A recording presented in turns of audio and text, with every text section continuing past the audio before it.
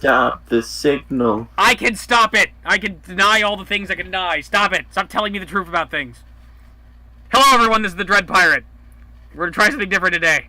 You can't stop the signal. You can't stop the signal. Can't stop the signal, Mal. You can never stop the signal. Mr. Signal never Universe. stops. Mr. Universe, man. I'm a leaf in the wind. Watch how I soar. Serenity has a role-playing game. We could play that, too. But, They do. I have seen it. I have physically seen it. I have not held it in my hands, but I have had the opportunity to. I really like this picture we picked right now. It's really nice. I don't even know what picture you picked. It's a I didn't really... have any say in this. It's from Marvel Heroes, and it looks really, really good. It's like got Captain America next to Jean Grey, and Jean Grey's looking foxy.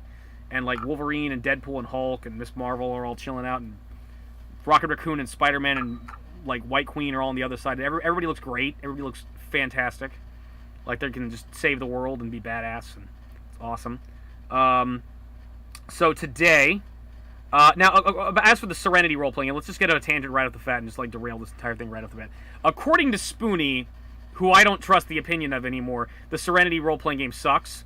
I don't, but fuck him, fuck Spoonie, because he likes the smell of his own farts. So I mean, I've got the PDF for it. I think it looks pretty good. It's D20. It's basically, you know, you can play as Captain Malcolm Reynolds. That's all I need. That's all I want. That's it. I just want to be Malcolm Reynolds fighting Reavers and be cool. But today we're gonna do TSR Marvel Superheroes, one of my favorite games of all time. And you and I have been like just beating the shit out of each other trying to make your character. And Malmoto's not here because he's gay and fat. Because somebody wants to learn the system. I do want to learn the system. So I like this system, but I've only really And run then it once house before. rules half the character creation process. Fine. That's what we're doing. That's what we're doing. Like if it sucks, we're not using it. But I want to learn the system. I in my own way. Stop censoring me. House rules. House. Damn straight. So all right, and we. In short, I would not mind if you went to his house and showed him how terrible of a person he is. Who is? You. Me? Yes. Why am I terrible? I'm a nice. I want to learn the system. I'm a nice person. How dare you? House rules. I'm delightful. I'm lovable. I'm lovably fat and Stupid broken characters. and I'm stupid and I make stupid characters and you know and like, but we're gonna talk about comics today. We're gonna talk about comics. You know, I mean, this is to stop me from putting D&D like putting Marvel characters in D&D. This is a deterrent. It means just do a Marvel game, fucker. So that's what we're gonna do. And I believe Dougal Drop might be playing this some of the time, and Jed will be playing. But right now, it's just you, fucker. It's you and me. So, Auxcentius. Just you, me, and my little friend, And the so, Tommy gun. Auxcentius, I want you to introduce your character. Tell the world about the Scarlet Sentinel. The Scarlet Sentinel. Yes. Let me pull the Tell little America. introduction. Tell Let me America about the pull- Scarlet Sentinel. Pull up the introduction I have. Anyways, my name is Auxcentius, and I will be playing a female character tonight. I know, very interesting. Where am I going to get the voice from? Probably not. Anyways, introducing. The Scarlet Sentinel, aka Riva Petrova. From a young age, Riva's parents knew she was extraordinary. For her protection, they did everything in their power to protect her, and hopefully delay any possible awakenings that could occur. She grew up without much knowledge of the world outside until she began school, when her parents also trained her in martial arts, which led to her interest in blunt weapons. Despite her parents' efforts, however, things did not always seem right about her, as lights would dim themselves, a slight ambience of darkness surrounded her during the day. She traversed distances with ease and felt uneasy when strange people were nearby. She realized she had power sometime after turning 14, and learned to have some sort of control over them by the time she turned 16. And with her parents' approval, she decided to put her powers to good use, and took up the family hammer in the name of order. She is the Scarlet Sentinel. And I stuttered over that last 5-word sentence. I'm gonna just crying myself to sleep tonight. I'm more upset that you gave the entire backstory. I didn't take me to tell you that. I just like give like general synopsis. And like, that's a general thing. That's like you know what you know what? If Taking 20 was here right now, he'd cry because you just bored everybody with your entire backstory. I wrote this to be read, not to just be notes. According to Taking 20 on YouTube, popular role player, you're not supposed to like give people's backstories. I don't know. You know what? I think he's wrong. I think he's wrong. I think people should be allowed to make their backstories. I think that's. You know what? What's that? I think it's a lovely. There's a reason there's not a story written about this character yet, and there's just a general synopsis of the character written so far. Well, fine. So that's. This is a generic synopsis. We're not gonna play today. I'm just gonna hate on you. I'm just gonna hate on you. So your first adventure. Where is this hostility coming from? Your first adventure is you got to go to the Play a Haters Ball and get. I feel like I need a drink. Yeah. I hate on people. I hate on people with shoes. I hate on people with. I know I'm on edge today. I know I'm so on edge today, and this is because my job is forcing me to take a vacation week when I.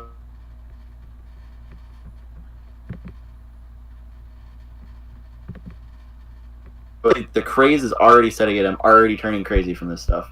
Yeah. You cut out for me. I think probably everybody else heard that, but I was. You cut out for me as well. But as I was saying, the craziness is already setting in because my job is forcing me to take a vacation. Okay. And I was like, but why? And they're like, you need to take it. I'm like, but why? And like, just take it. Just put the time in. Just give us 2 weeks that you would be interested in taking it. I'm like, we don't have hours for you, sir. We're sorry. Well, no, they're still paying me for it. Okay. It's a paid vacation. It's just like, no, you need to go take your vacation. So I'm like, I put it in for the earliest possible day that I could put it in. Mm-hmm. And if they didn't want to give me that, I put in my birthday week.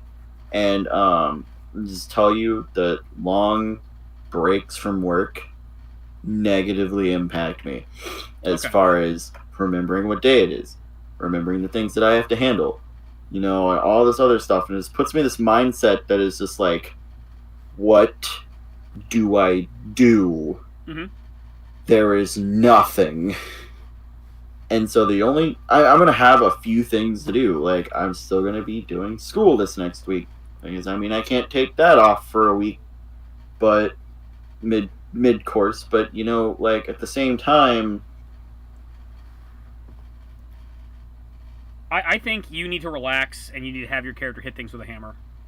The character does need to hit things with a hammer. She needs to possibly hit Eddie's skull in with a hammer. I want to actually make a mallet. I would really like one just to have. It'd be really cool to have a mallet. I think we should point out. I think we should point out your character concept, which is Poppy from League of Legends, because you have a massive bonus for Poppy. Poppy is a fantastic little character, which a lot of you probably hate because she's knocked you halfway back to base before. Yeah. But so it's okay, folks, because I'm going to kill her today. So. However, she is also not the strongest champion to play by far. She is considerably weaker than other characters, but you can make her fairly explosive. Anyway, she carries a giant hammer. She's like really short and is just an adorable little fuzzball that I would not mind giving a hug. There's everything platonic about that. Yeah, okay. Okay. Sick fur fag. I am not a furry. Fur fag. This is coming from the guy that sends me furry stuff. You sent me like dick porn of Tifa. Don't even start. All right. So that's humans, though. That is people. Today in the Marvel Universe, today our story begins, and young Poppy is getting out of school. Not Poppy. Her name is Riva. Riva is getting out of school and carrying a hammer on school property, which doesn't make any sense. But what do you? No, she doesn't carry the hammer on school property. She picks it up out of her display case, but she goes out to do things. Jesus, listen to the details. Okay, well, you're getting out of school and you're talking with some friends of yours. What are you gonna do? I'm gonna I assume I'm riding the bus as the hip kids do, and I just said that. Okay, what are you talking to your friends about? projects we got to get done and stuff like that. Yeah, you've been working on that history project. Yeah, no, that shit bores me. Yeah, he's kind of what's the name of your friend you're talking to? We're gonna go with Jessica. Jessica. Okay. Jessica. Well, Jessica. Well, I was gonna. She's arguably taller than me, standing at like 5'7". I was thinking about like working on like an arc reactor type thing or something like that. Basically, based off of like Tony Stark's works, stuff like that. I think that would have been pretty neat. So what do you have planned? Well, I mean, I'm just gonna go home, do a little bit of research for this little project I got to do, and then get my notes organized. Maybe you should take the mutant cure and grow larger, you freak. Says some asshole behind you. Anyways, as I was saying, I called her a freak. Fuck you, Darian. Asshole. Don't ignore him. You live in a world that fears and hates you. And hates mutants. There's nothing really that different between you and me. Yeah, whatever. Weirdo. Guess you think you'd be paid the same as the rest of us. Is there anyone in the seat behind him? I don't know. Yes. There is. Looks like he's this kind of gangly looking asshole. Kind of red looking guy, but there's kind of this big looking, mean looking jock guy that's like next to him who's kind of like glowering at you.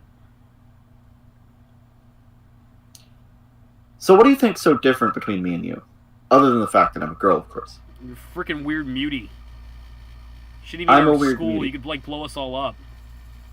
Do you guys mind? Just shut the fuck up, alright? Leave her alone. Actually, to be honest with you, I don't have any powers that would allow me to blow anything up.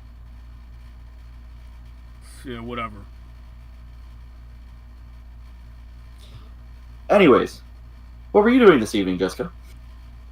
I don't know. I guess I was gonna work on the project. What do you want to do? Yeah, I'm just gonna go work on my project a little bit, get my notes organized, and then the guys are still snickering and being like dicks behind you, just for the rest of the ride home. Go handle some family business afterwards. Well, what kind of family business? She starts kind of whispering to kind of like trying to ignore them. It's really fun, but it'd be very dangerous to have anyone come along. You sure? I mean, I can come with you. What did we say this kid's character's name was again? I've already forgot the NPCs. I don't know who it's talking. I've already fucked up. Jessica's the friend I'm talking to. Jessica, yes. Young engineering student. Young engineering student. Big fan of Tony Stark. Loves the Iron Man stuff. Yeah. She's curious about what you're doing. Wants to hang out with you. Roll a D100. Roll a D100. Rolling die percentile. 57. Okay, nothing happens. You get to your bus stop. Cool. You get off the bus, away from the douchey guys, and you start walking home. Where do you live in New York City? Or do you live in New York City? Do you live somewhere else? We never determined where she lives. Like, everybody in Marvel lives in New York City, so it's kind of a lazy... Actually, yeah, you have to live in New York City for this storyline. I'm sorry, you live in New York City. Okay, so I live in New York City. Where in New York City you live? Can I, like... is there, like, a random city selector? You live in Queens! You live in Queens, New York. Queens. Spider-Man lives in Queens. Donald Trump lives in Queens. It's a good place. Good kid. Oh, okay. Alright, I live in Queens, then. Yes. No... lives in Queens.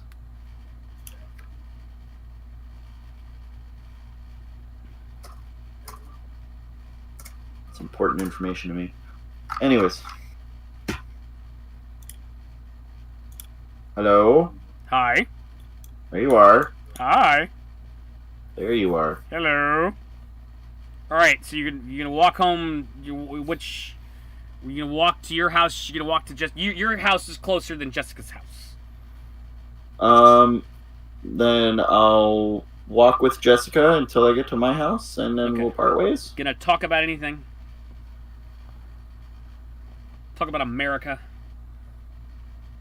Oh, this is a fine country. Actually, interesting. Have you been paying attention to the news at all? Jessica actually asked you this. Have you been paying attention to the news? Not a whole lot, just a little bit. Yeah, like the Avengers have been missing. It's like I think Captain America's missing and stuff like that. It looks like they got some new members. There's some weird like hairy guy and some like short like dude. He's really pale. Wears like an umbrella all the time. And some like spider lady. That, like it looks like they might have joined the Avengers. Really? Yes. Interesting. reference to another game. Yeah. Okay. Yeah. Yeah, it's like I think he announced himself. He had like a press conference. He said, "I'm Flutterbudget's master of sneaky wizardry," or something. Like, it was really boring. I kind of tuned out for it. Really? Yeah. I'll have to find it later. Yeah, it's kind of weird. You can text me the video. Yeah, like the hairy guy and like the spider lady sort of like making fun of him behind him, like she was like during the press conference, like putting bunny ears on his head, and spider lady was like, you know, like making fun of the way he talks. It's kind of weird. It's kind of weird. But like the rest of them are missing. I think they're like doing like they're going back into space or something like that. Well, I mean, it sounds like an interesting group of people. I mean, you know, I think you would think you might know more about that. Like, would you know more about that? Tell your best friend Jessica about stuff like that. Maybe. Oh, you mean like the stuff that I You never do? tell me what you do. Who would you beat up? Like, do you know Spider-Man? No. You don't know anybody, but you're like a. I'm sorry, that came out wrong. That really, it's like, yeah. Okay. I mean, there is one person I know. Like, who do you know? Oh, my uncle, Your uncle. Who's your uncle? Gary Branderbooze. I'm going to make a D100 roll to see if she knows what she's talking about. She was like, okay, what is Brandy Bruce's like rank or like office of government?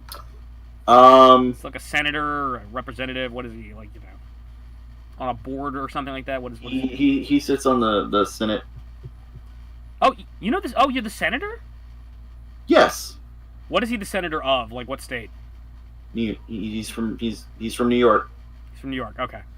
Oh, cool. Oh, wow. I didn't know you knew a senator, but it's like, that's cool. Well, he's my uncle after all. Thought you knew someone like superhero or something like that. It's just like, I thought you were like, didn't you like, thought you've been running around like beating up bad guys and stuff. No, not really. I mean, I do swing a hammer around every once in a while. Smiles. You could go to jail for that. I don't think they'd mind. Not in directions I swing it. Don't get, oh my god, don't get yourself in trouble. Well, like I said, family business, and I can't really take you along because it's a little too dangerous. Okay. You arrive at your house.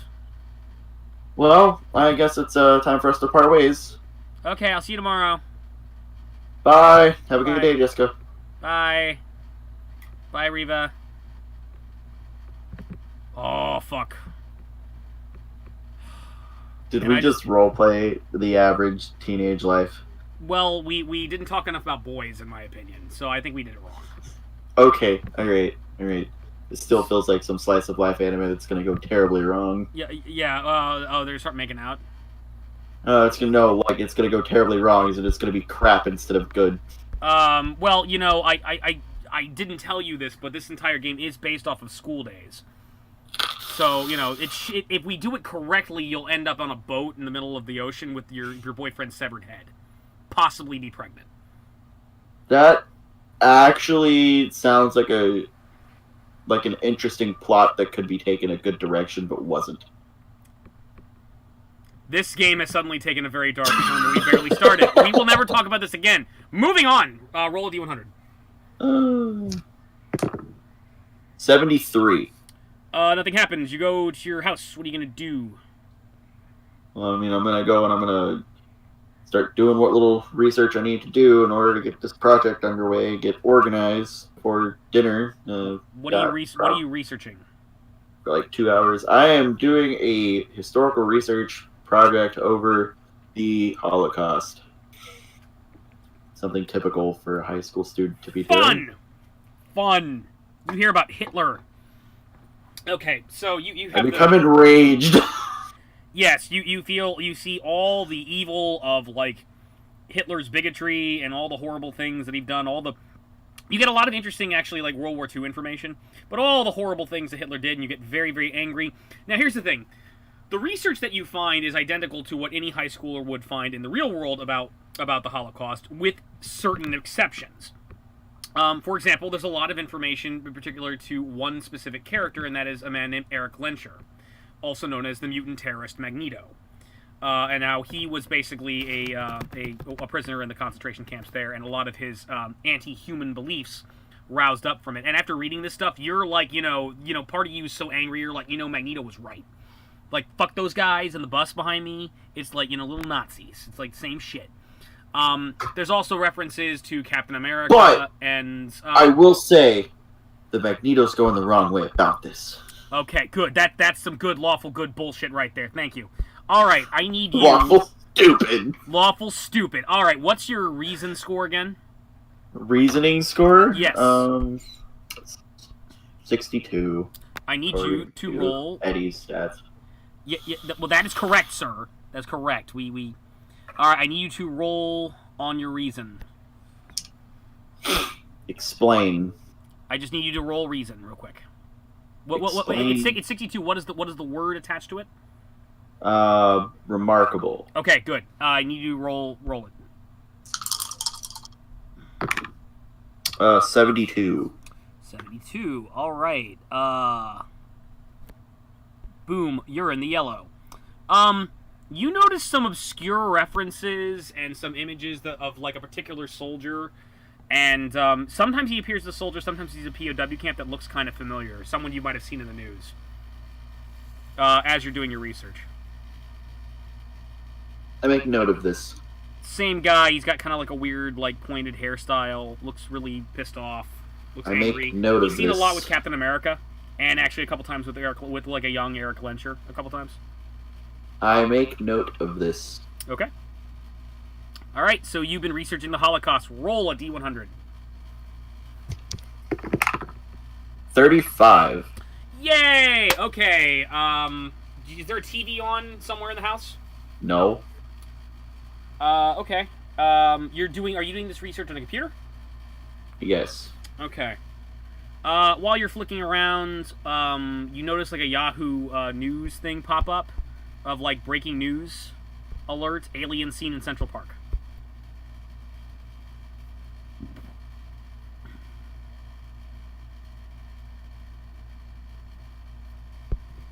I click on it. You click on it. All right. It's a Yahoo News report that basically is stating that UFOs have been sighted directly over Central Park, and basically just some unexplained alien activity. And I need to actually pull something up real quick. So hang on a second. I might cut out for a moment. I hope not. Where is what I was looking for? All right. I have something I'm supposed to write, like read. So,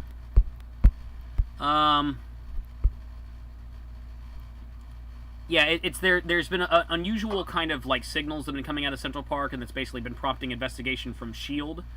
And several of the superheroes have noticed something is kind of blocking signals from it. And a recent UFO, a spherical shaped UFO, was sighted there. And it's kind of starting a bit of panic. There's a couple reporters from the Daily Bugle that are talking about it, and SHIELD agents are kind of scanning the area. And they're saying some kind of like Stonehenge-like construct has appeared in the middle of Central Park, and two superheroes, Miss Marvel and Machine Man, have already investigated it, but have not come out.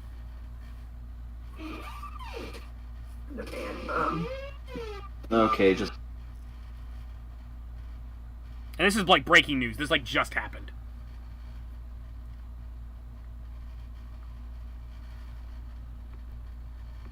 What are you gonna do? Sorry, my great grandmother came in the room. Okay.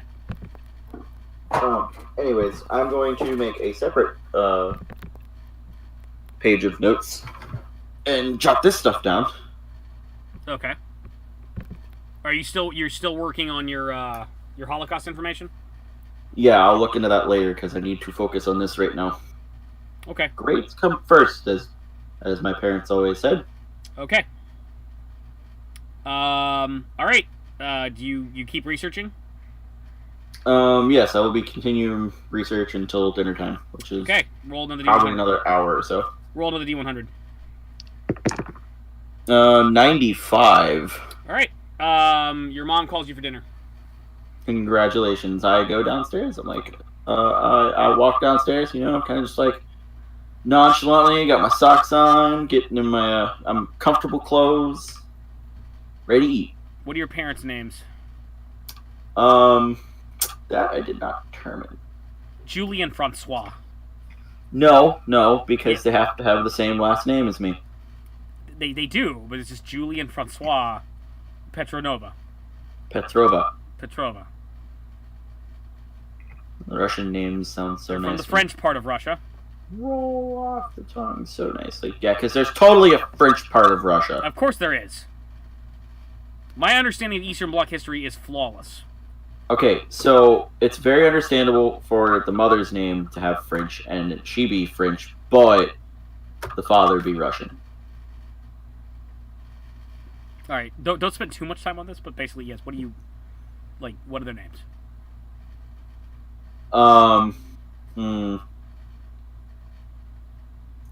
French name. I don't know French names. Jokes are real. Jokes What? are real. I say Francois, and you take me seriously. What's wrong with you?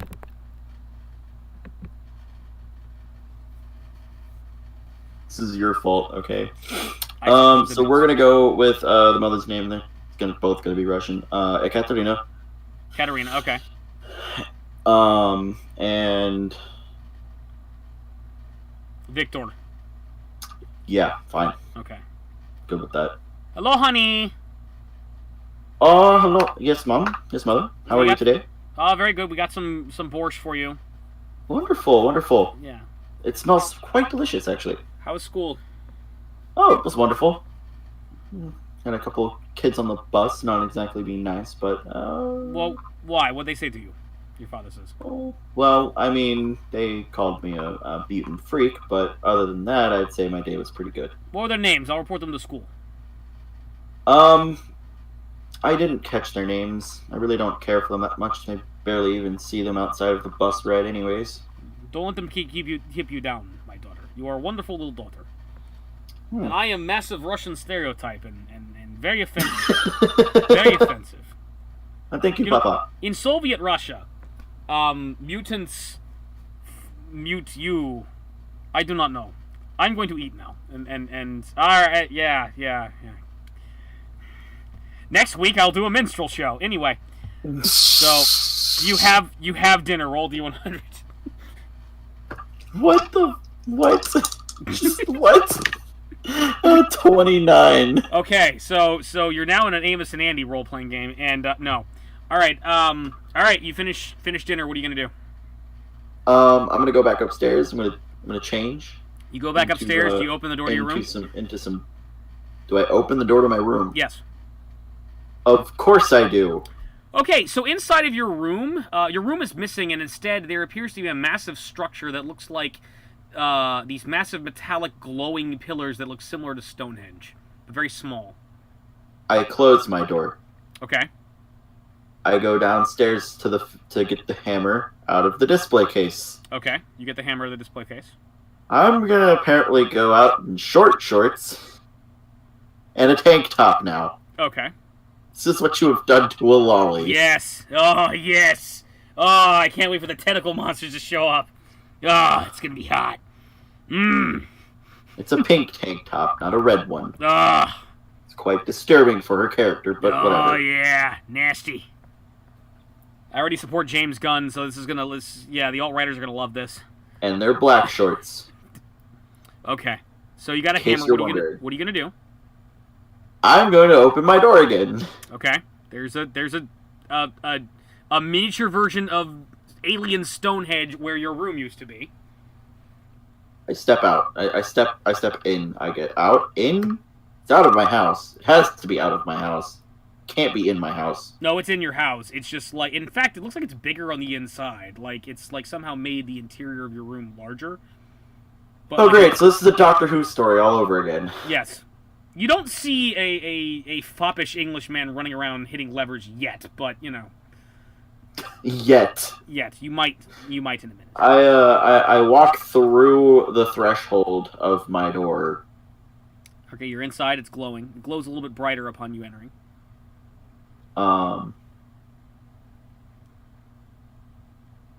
That brightness is disturbing. I want it to be dimmer. Okay. I make it dimmer. Are you gonna use your powers? Yes. Okay. What power rank do you have associated with your light powers?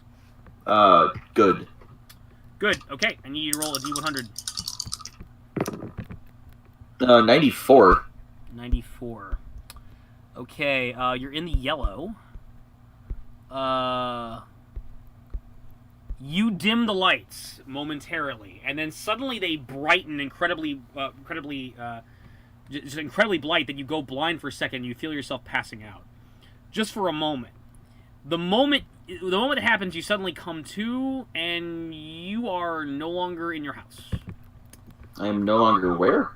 You are in the depths of space near an alien galaxy within a construct similar to the one that just kidnapped you. You appear to be in some kind of Stonehenge form, but this time, like, the ground is metal, and there appears to be, like, some kind of glass dome overhead. Floating in space near you is an identical device nearby that appears to contain several individuals in it. Make a intuition check.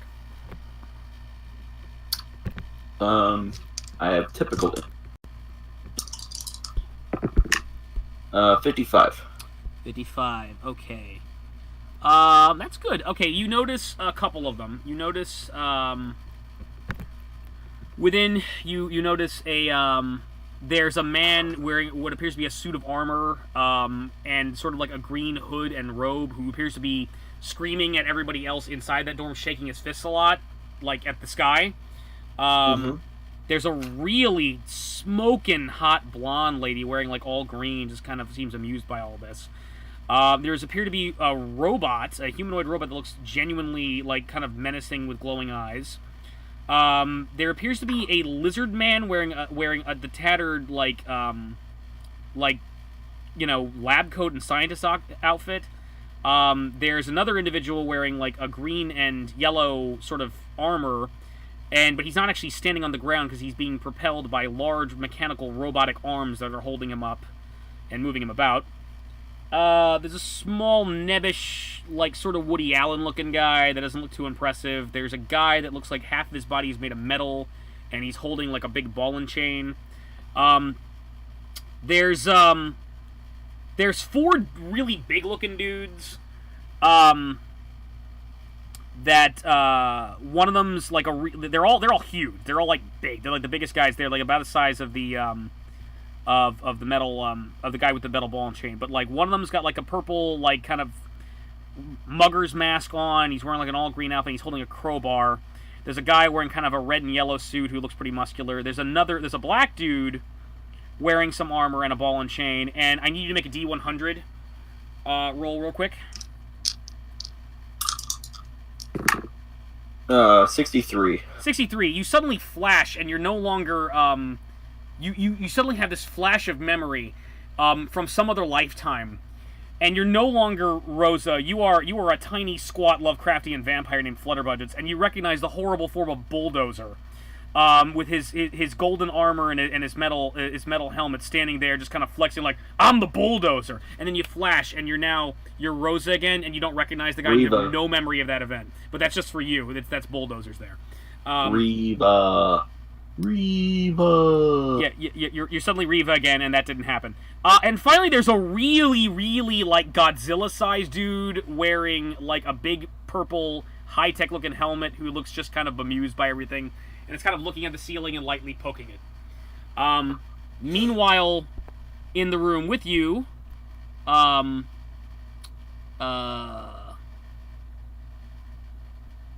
let's see, Does it go into? It should go into detail who's here. Yeah. Do you look around? Do you look around the room that you're in? Yes. Okay. Spread out. There are a bunch of unusual-looking characters. I need you to make a reason check real quick. 80. 80. Okay.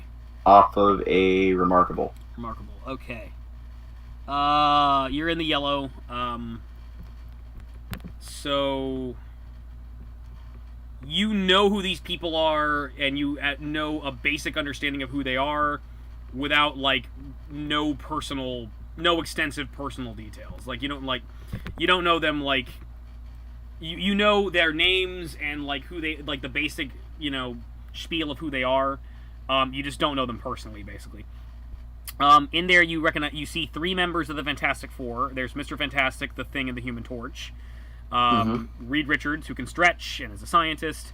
The Thing, who's his best friend and pilot, who's the grumpy rock man, and the Human Torch, his nephew, his brother-in-law, who has fire powers. Are we talking about like what version of the Fantastic Four are we talking here? The classic version, but basically you don't see Susan Storm. You don't see Reed's wife. You also see several members of the Avengers. You see the Wasp. You see She-Hulk. You see Captain America, and Thor, Hawkeye, and Iron Man. I need to make another reason check. 29. 29. Okay, and this is on Remarkable? Yeah. Yes. Okay, you don't, yeah, alright, nothing unusual there, but I do need to make one more reason check. 54 remarkable. 54 remarkable. Okay, that's in the green. Alright, this does come across as odd to you. One of the other dudes in there is a guy wearing a red and blue and kind of yellow outfit with these kind of bands on his hands, and you recognize him as the original Captain Marvel. And what's unusual about that is he's dead, and he's been dead for years, and in fact there's a current Captain Marvel who was the original Miss Marvel, Carol Danvers, who has been calling herself Captain Marvel lately, and is kind of acting like a massive bitch of late, and nobody likes her anymore. But that's another story. But yeah, Captain Marvel's there, and he's alive. You also notice a bunch of the X-Men are there, who are kind of a big deal, because you're a mutant, and you like these people.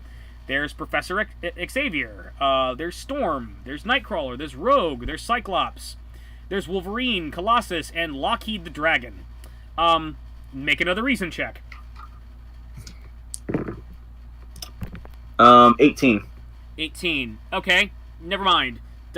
Nothing unusual strikes you about that. But the X-Men are here. Cool. You also notice the Incredible Hulk and Spider-Man.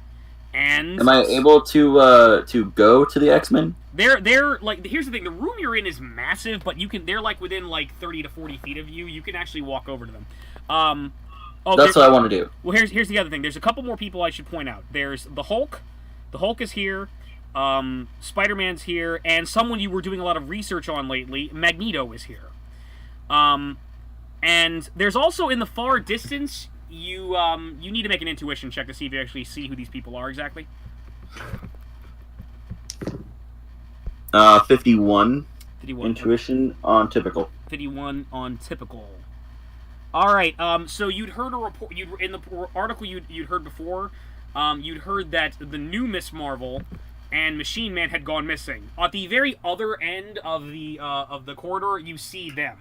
And they're with another individual. This individual is wearing some kind of horrific, monstrous-looking black cloak on his body that looks like it's alive, kind of like one of the symbiotes you've heard about. He doesn't appear to be harming them. He looks just as confused as they are, but he's at the very far other end of it. And so you want to go talk to the X-Men? Yes. Okay. You run over to Professor Xavier and the X-Men, and there you are. Hello. Hello, my child. This is Professor Xavier. Have you been abducted as well? My door, and there was this here, and so I went and grabbed my hammer and came back, and it was still here, so I walked in. Looks like it's grabbed you, too. It appears that it's been grabbing... I don't think we recognize you. Are you a superhero, madam? You can call me the Scarlet Sentinel. Don't like the name too much, personally, kid. Says Wolverine. What? A Sentinel is known for protecting those who cannot protect themselves.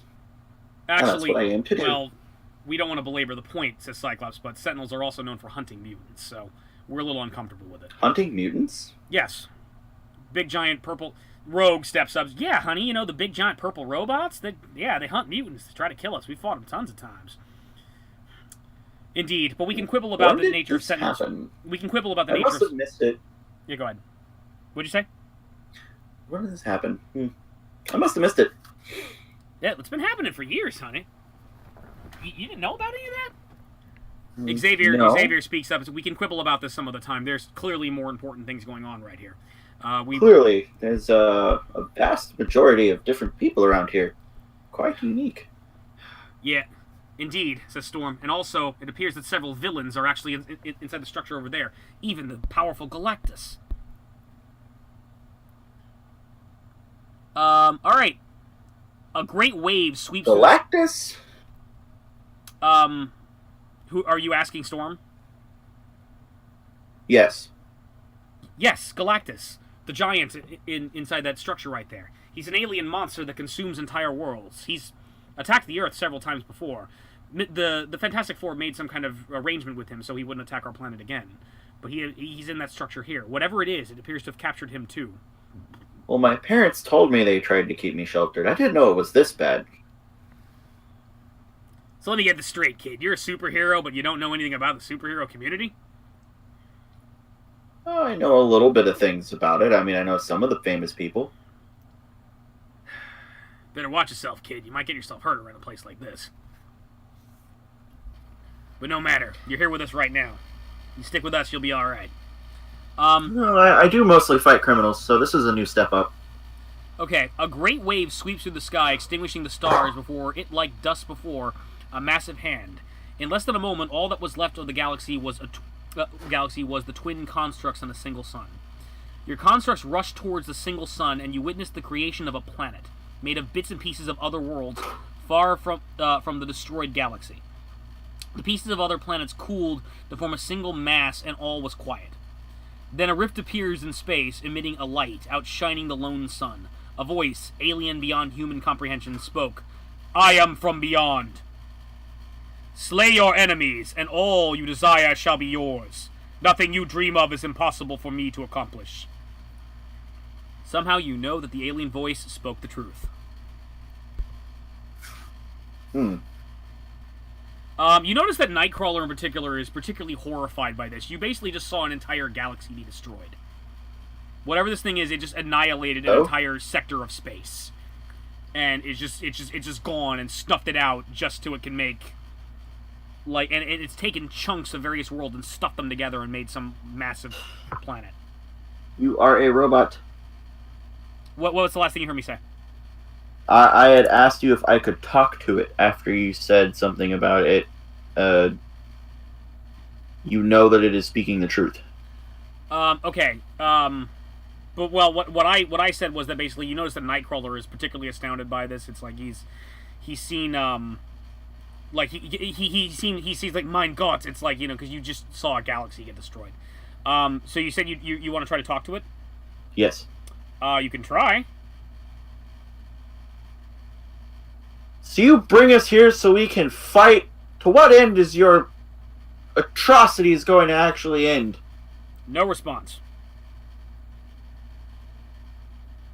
He's upsetting the balance already. Yeah, I don't think that thing, whatever it is interested in talking, kid.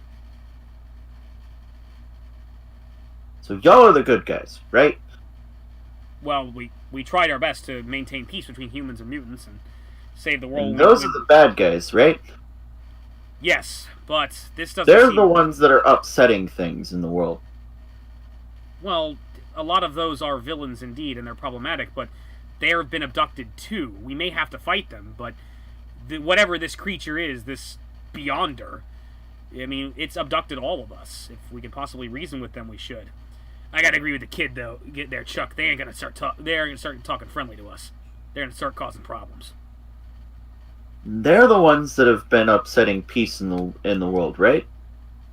Yeah, but it's worse than that. This thing's offering them a wish and it's going to give them whoever it wants if it kills us. So you can be guaranteed Doctor Doom over there and all of them are going to start attacking the first chance they get. So we can't let them get that wish. No, we cannot. But you notice that like Captain America and like the Fantastic Four are moving forward. Hold on a second, I gotta go deal with something. And stopping the. And we're back. Editing, yes. Oh, so you're gonna edit something for once. I edit on occasion. I edit. Fuck you. Fuck your face. All right. So what was the last thing you said? Oh, the Avengers and the Fantastic Four start approaching, and it's like we got to figure out a way to get out of this whole situation. But yeah, it looks like we're gonna have to play along with this thing's game for the time being. I agree, but if these people are the ones that are causing disorder in our world, then that's all the reason for me to swing a hammer at them. Well, it might come to that, but right now we just need to stay calm. Stay calm, young woman, says Captain America. Let's stick together, figure out what's going on, and wow, you're really tall. All of you really are. Yes, I am. I don't believe we've met. Who are you? Scarlet Sentinel. Nice to meet you, Captain. Oh, pleasure to meet you. It's like I like that name. Wolverine growls. So, all right. I seriously don't see the problem with the word Sentinel around here. Awkward. So, okay.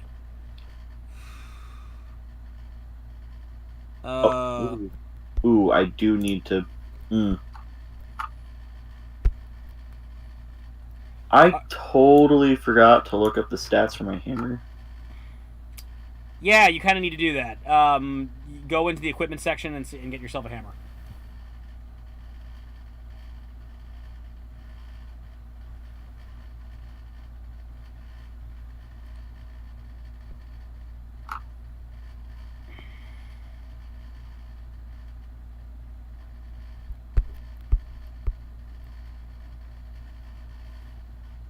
Yeah, I'm gonna read this while you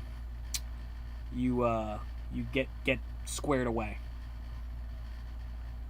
At least we caught this now. Yeah. New weapons, ammo, melee, and thrown.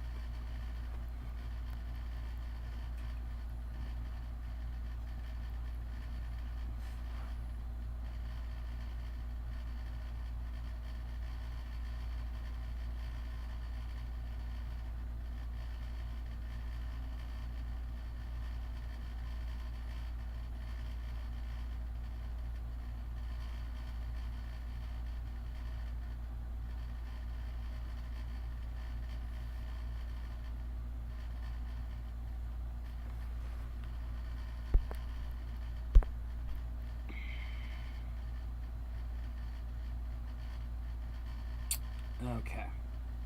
And hammer is not a weapon on the list.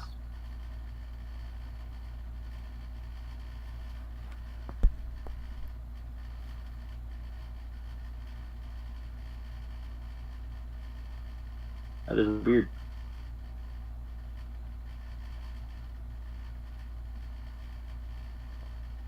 What do you want me to? What template do you want me to put to for the hammer? What are we? Where are you getting the hammer from? Melee and thrown weapons. It should be melee. I mean, it is melee, but there's knife, sword, great sword, axe, great axe, spear, club, shuriken, boomerang, and a leather and metal whip. But there isn't no hammers. No. Hang on. Okay. It's on page 45. All right. We'll leave it here for the moment. The two vessels begin landing. Equipment, weapons, cheap handguns, shooting, concussion, assault rifle, gyrojets. You're gonna use a club. So it deals 10 damage. But it's two-handed. For you, it works one-handed. But basically, yeah, the closest thing to your hammer would be a club. So there's probably in some of the other guides here, there's probably more detailed weaponry. But right now, it's just we're gonna use the club. Yeah, actually, it doesn't say it. It's just it doesn't say it's two-handed. It just says it's club. So it's like, yeah, okay. Do you want me to just apply the Great Axe template or no? No, use the club. It deals 10 damage and it's got good strength. That's very, very underwhelming for a really huge hammer. Well, we'll play with it in a minute. Let's see you actually use the thing. Let me actually, yeah, it deals standard 10 damage, but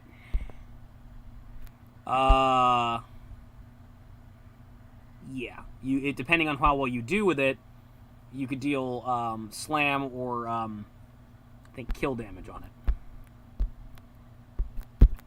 Kind of not crazy about this. Oh, there's a better one here, I think. Yeah.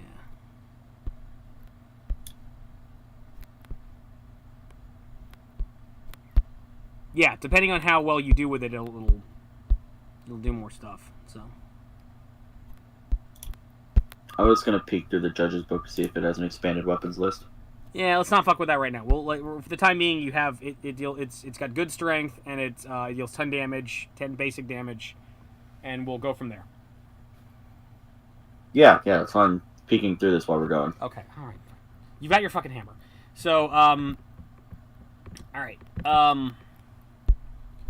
Okay, so the vessel you're on starts speeding towards the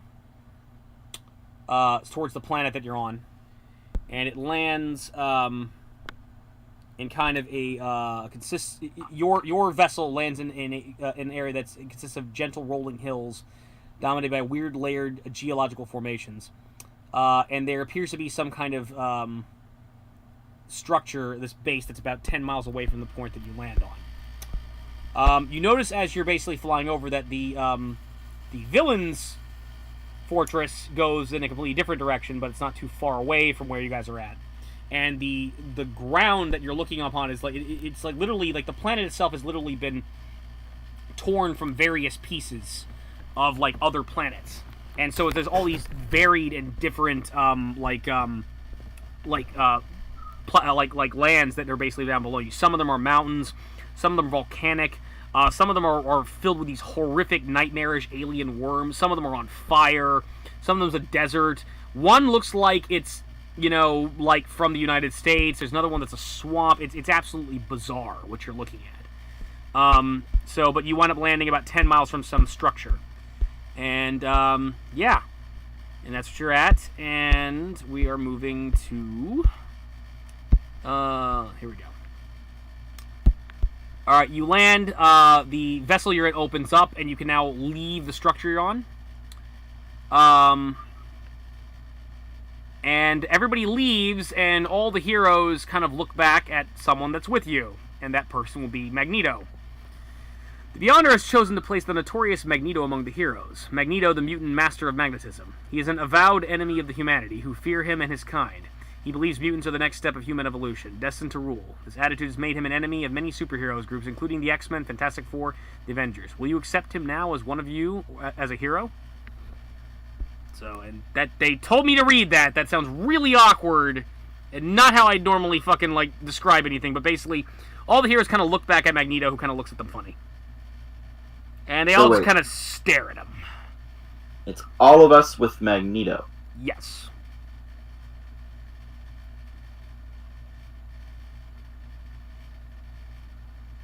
And Magneto was partaking in the Holocaust. No, he was a victim of the Holocaust. He was actually rescued by Captain America.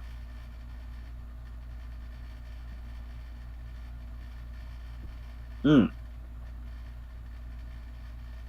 everybody's just kind of staring at him, and nobody's moving, and it's really awkward. What are you going to do?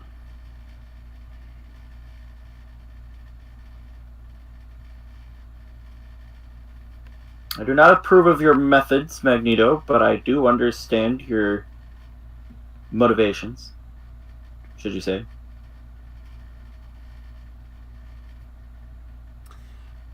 Magneto looks down at you and... And who might you be, little one?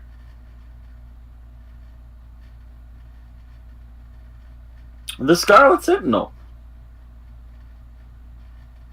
Well, I would think indeed a sentinel would not agree with my methods.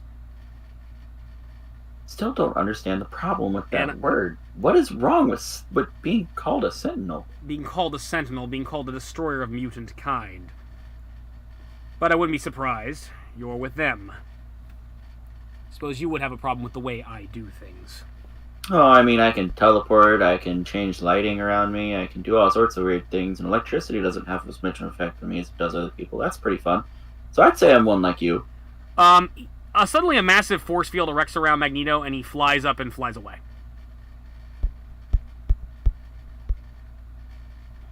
Well, Captain America says, I guess that settles that.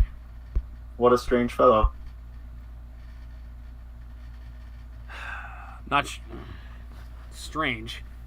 He wasn't with the other villains. He was put with us for some reason.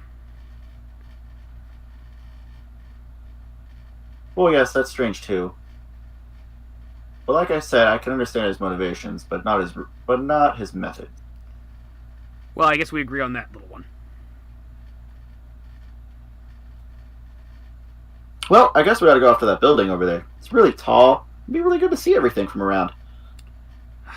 Yeah, we better get our bearings. It sounds like a plan. Let's go. And y'all start heading towards the base. Roll D100. 100. 100? Okay, you make it to the structure. And... let's see...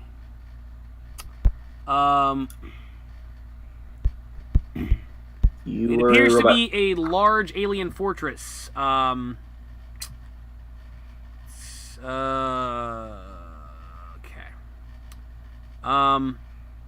It's got a lot of rooms inside of it.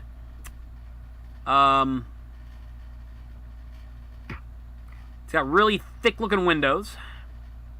And walls. Let's see. There are living quarters inside. There appears to be a big monitor room with a lot of displays. There appears to be like some kind of storage room in there. Appears to be some lounges and meeting rooms. It's very cozy. It's like this is like something like I don't know, some kind of college campus, funded by Iron Man would probably have looked like. There appears to be like some kind of auxiliary bridge and computer room. There's some machinery in there. There appears to be some kind of laboratories.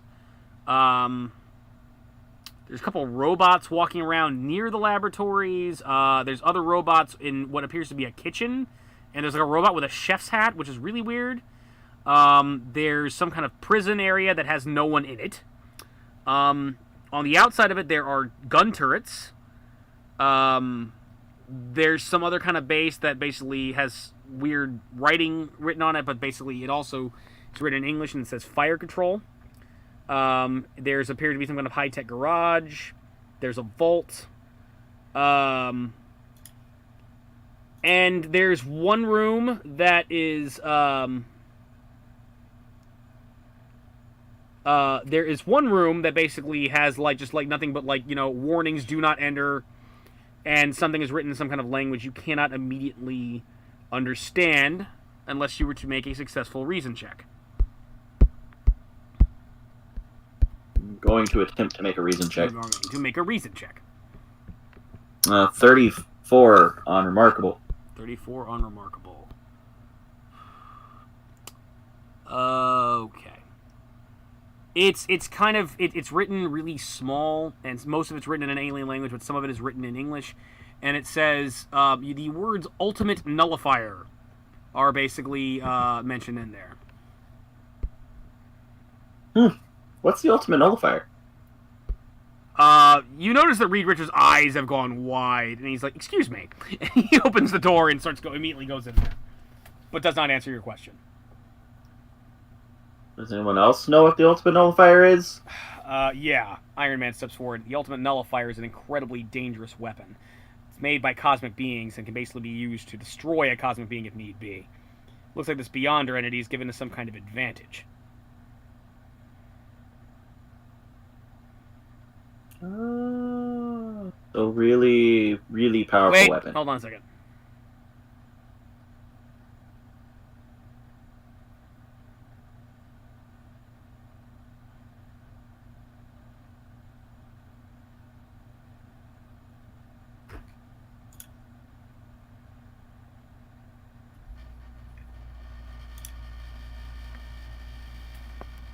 Yeah, I may have fucked up here. Hang on.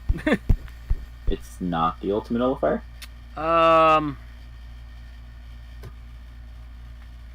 No, hold on. Where is Ta-2?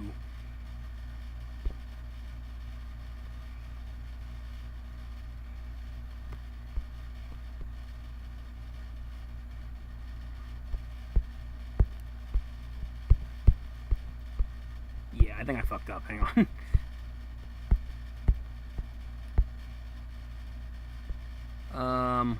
Okay. Okay, no, alright. Forget the whole Ultimate Nullifier thing, it's not there. There's a bunch of vaults, but there's nothing. I fucked up. Yeah, I read something I shouldn't have read. So, yeah, there's some security vaults, there's nothing about the Ultimate Nullifier. Reed Richards doesn't go anywhere, I screwed that up completely.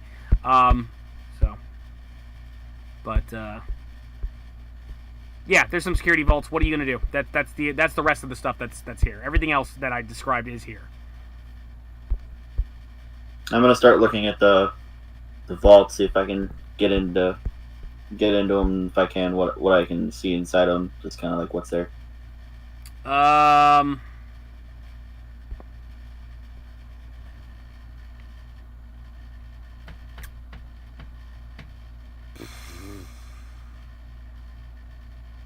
let you. You have your option of rolling agility or intuition.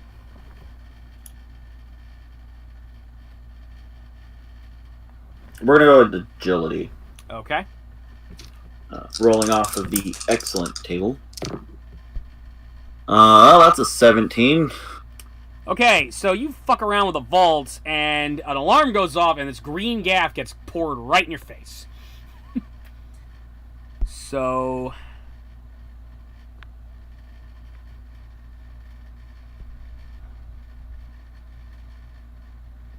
Yeah, that's not good. Okay.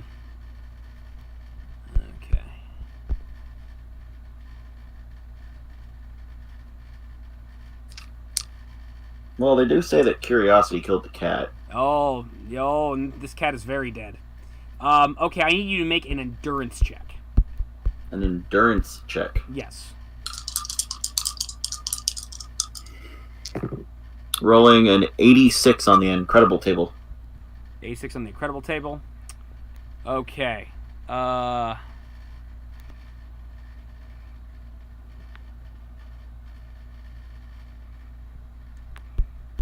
you managed to hold your breath at the last second and not breathe in the gas. Are you going to stay in the gas, or are you going to... No, leave? I'm going to leave the gas. Okay. Wolverine kind of grabs you and pulls you away. Watch it, kid. Stuff could have killed you. That stuff's definitely toxic. Looks like these vaults have got some kind of trap on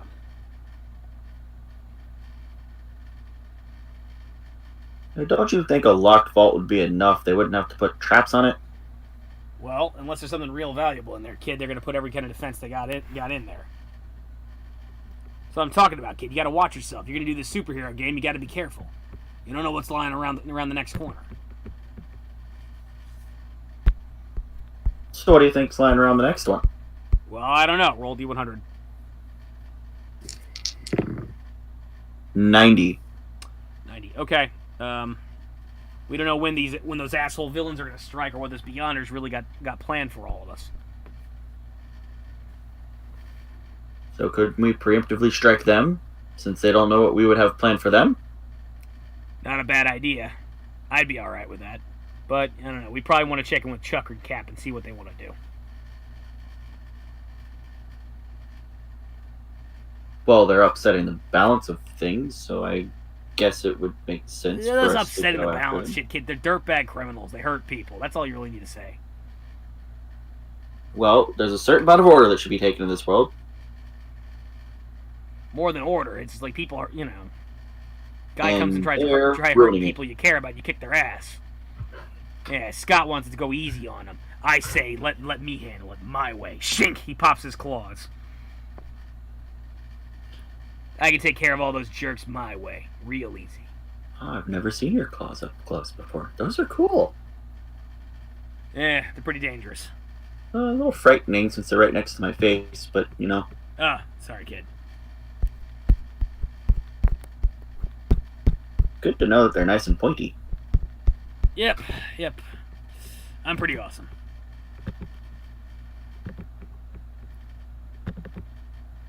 It's a more modern Wolverine, written by Joss Whedon, not actual Wolverine. I'm gonna start, beer. walking around and start seeing what everyone else is talking about. What are you gonna do, sir? I'm gonna start walking around and see what everyone else is talking about. Anyone in particular? The Professor Xavier. He seemed interested in me at first. Professor Xavier. What is Xavier doing? Where is Xavier? I don't know. I should look at the book and figure out where he's at.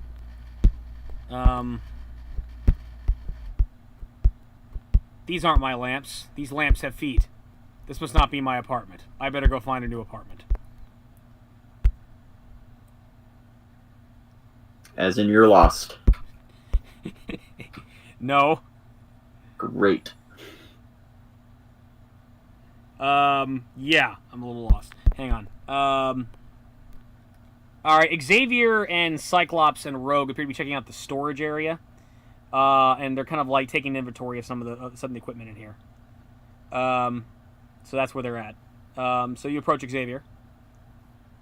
Hello, Reva. How may I help you? Oh, I was just wondering what your thoughts on this whole situation were. We're getting organized right now. I was hoping we might be able to find some way to reason with the Beyonder, possibly even the villains. I could use my powers to make them cooperate, but I'm loath to do that. You mean you can force them to follow the order? Yes, I'm a powerful telepath. I'm probably one of the strongest on the Earth, but my mutant power is so strong I've learned that it's a great responsibility that I must maintain, and to abuse it would be to betray trust. It's something that a lot of mutants struggle with, and it's one of the tenets I teach at my school. One must only use your mutant powers, especially dangerous ones like mine, in extreme circumstances.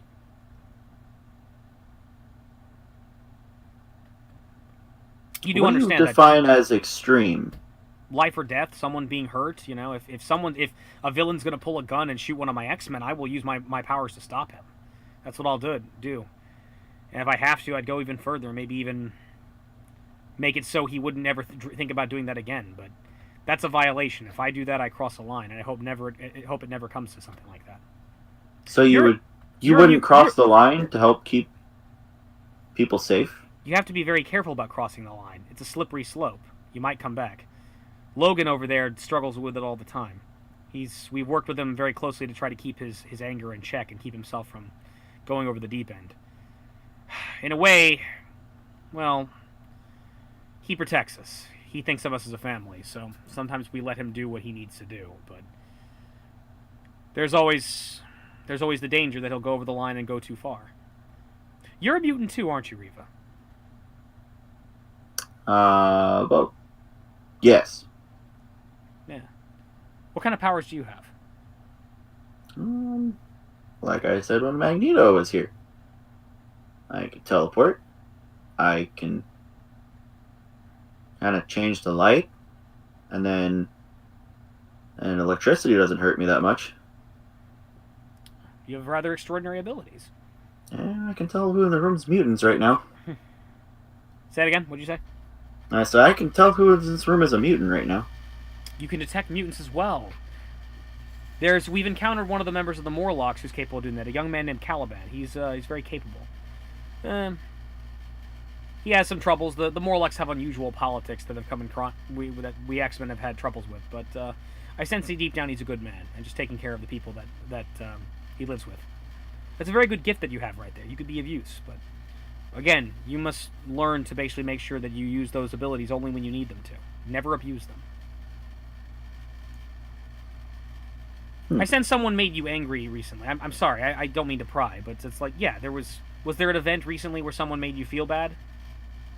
I was researching the Holocaust for school. Oh, I see. Well, yes, that would have. And I found out some stuff about Magneto yes, that makes me question all of his motives and whatnot. Magneto suffered a lot during the Holocaust. The way he justifies things is just his methods are wrong in my mind. But I understand his motivations.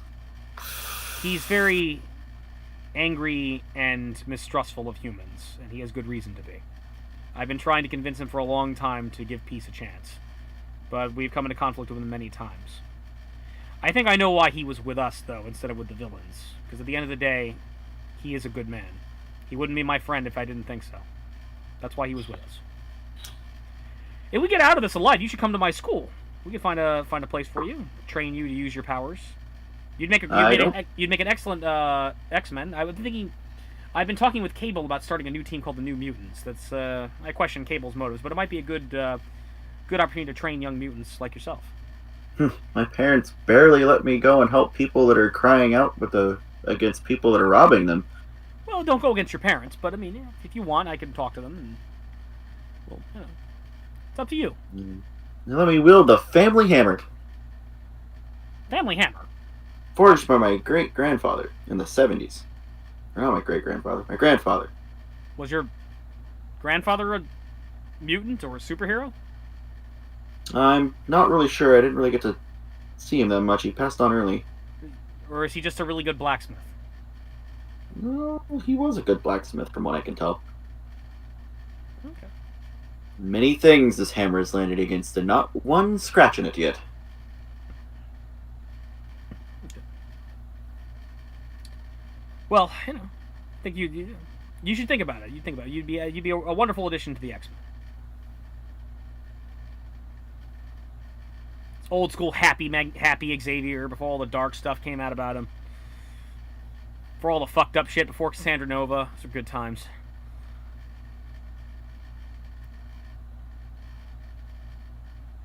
So, you have a very charming conversation with Professor Xavier. What else are you going to do? I'm going to go see what everyone else is thinking about this thing. Roll D100. 76. Okay, who are you going to go talk to? Captain. Captain America?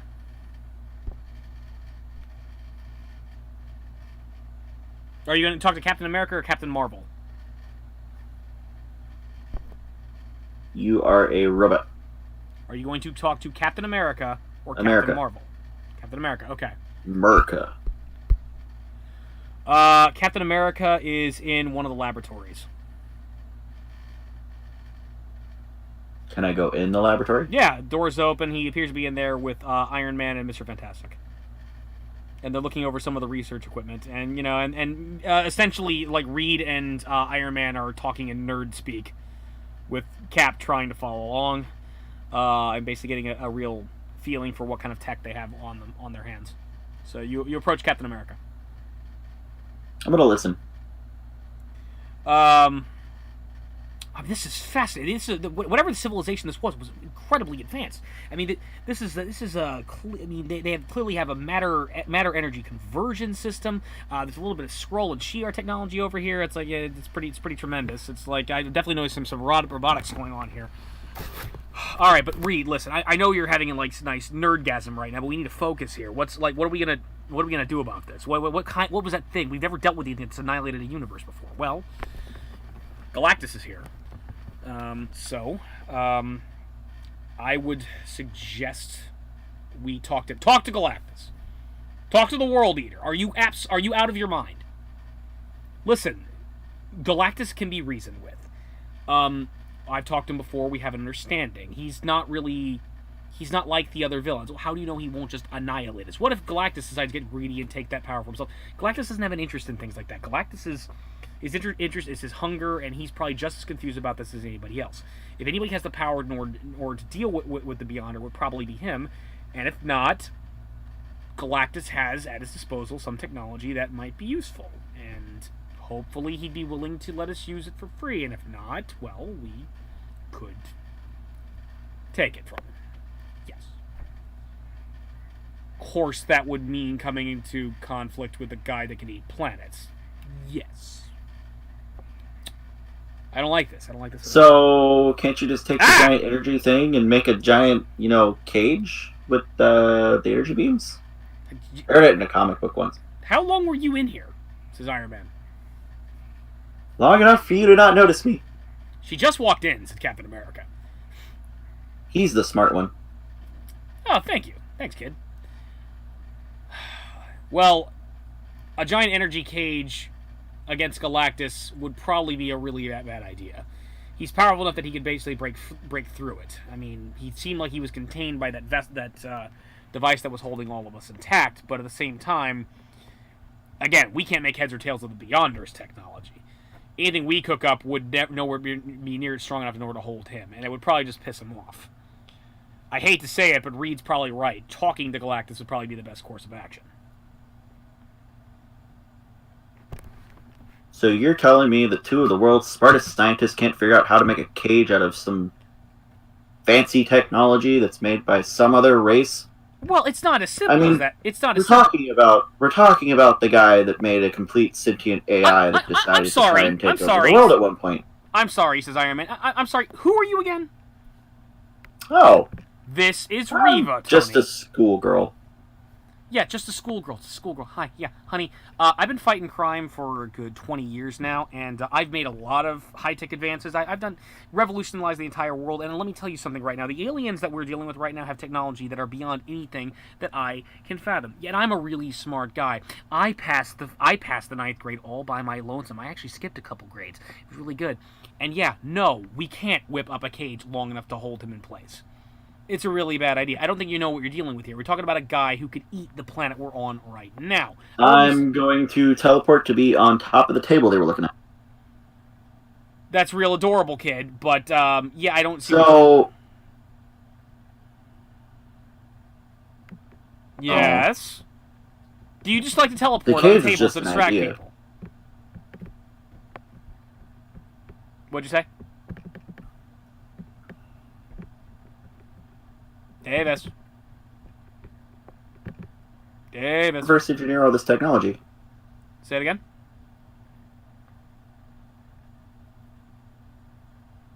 Hello? You were a robot. Okay, I didn't hear... What'd you say? I didn't hear you. I said, that's fine and dandy and all. But the cage thing was just an idea. Yeah, it's a really bad idea. Really bad idea. So how long would it take you to reverse engineer all of this? Well, we're working on it. We're gonna have to juggle between that and actually, fighting the eventual horde of jackasses that are coming and try to kill us in order to get ultimate power. So what's the thing that's in your chest? It's pretty blue. That would be my pacemaker, kid. Pacemaker? It powers your suit. Yeah. You don't seem to know much about me. I don't seem to know much about you. It's like, what are you, an alien or something like that? Are you from the Short Planet? What's going on? No. Short Planet. That's more likely. Okay, well, on planet Earth, I am Iron Man, and I had a accident, and yes. I require a pacemaker, but the upshot is the pacemaker enables me to use this handy-dandy suit right here. And doesn't it make a lot of power? Yes, it does. So wouldn't it work similar to that thing? What thing? The giant power converter thingy here you have? What giant power converter thing here you have? You mean this one over here? Says Reed. Yes, that one. Yeah, that'd probably be a bigger... What's your point, kid? Wouldn't it just be a bigger version of that thing? Yes. Technology is about, miniaturization. We try to... Yeah, right now... This is an arc reactor. An arc reactor, it's a condensed version of something like that. Mine's actually, I think, a little bit better than that one. That's a really clunky... Who made that? Klingon Empire, not sure. That's something I've never heard of before. So, haven't you already started reverse engineering it? Captain America actually leaves the room. There's no need to reverse engineering it. Look, kid, we got to strategize here. We got things to focus on right now. Like I don't know. Go bother Wolverine. He goes back and starts badgering like Reed about something else, about like planning like defenses and setting up a force field or something like that.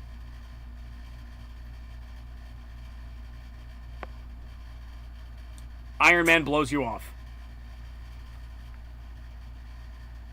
That came out wrong.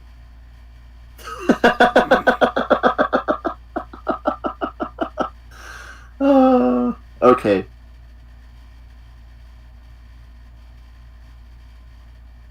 I'm going to go to the other room out of this one. Okay. What room do you go to? I'm going to look for the thing.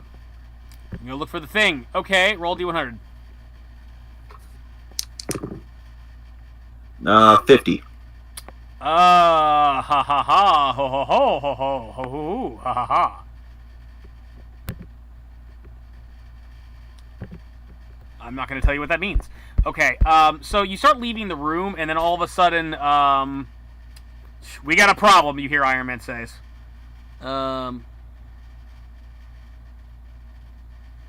Does it involve smashing things with a hammer? Yeah, it just might. Look, kid, you want to be useful? Kind of harsh words, but yes. Yeah, my internal radar's tracking some kind of unidentified object approaching. I would like to see if it is a mutant. You start using your powers of sense.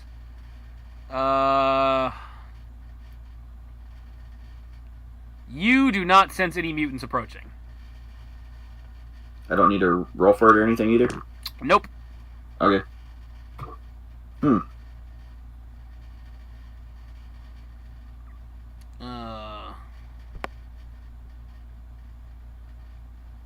Yeah, you see basically, it's some kind of ship that's approaching us quickly. Let's head on out there.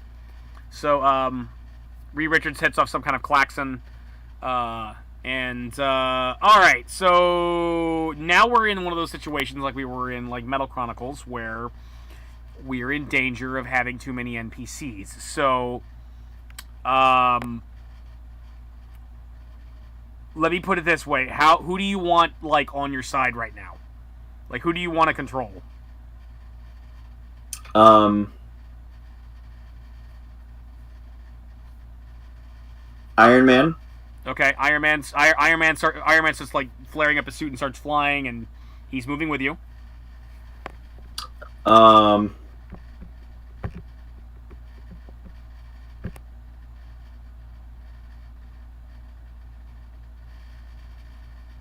Wolverine.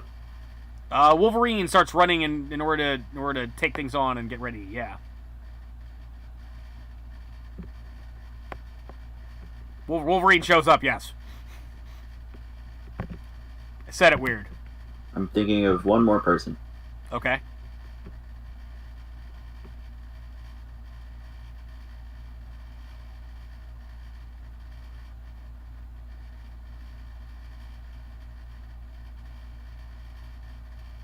Who else is there? Okay. I know of a Professor Xavier, Reed, okay. Captain America. You have Colossus, Cyclops, Hawkeye, the Incredible Hulk. Magneto's not with you. Nightcrawler. Cyclops is there? Huh? That Cyclops is here? Cyclops is here. You also have Nightcrawler, Professor X. I like Cyclops. You want Cyclops? Yes. Okay. Is that all you want? Yeah. Okay, you have Iron Man, Wolverine, and Cyclops. You also suddenly hear Xavier's voice in your head. It's like, the rest of the heroes will fortify the base if they breach. It's up to you to make sure they don't come in. But if you need help, let us know. Just think it really loud, and we'll come. I will. Got it, Mr. Xavier. Yeah, Mr. X. Okay, so you are running outside, and you see a big old spaceship showing up. And hold on, I gotta get These character sheets ready. Okay, Cyclops.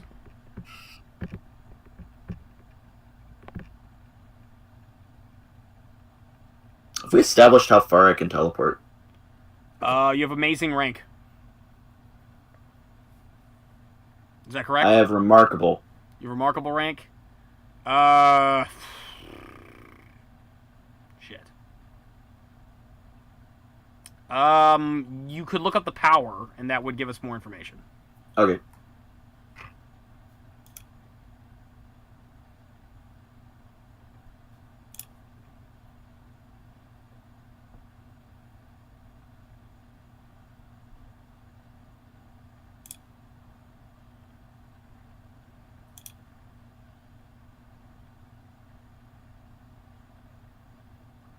Fuck's Wolverine stats?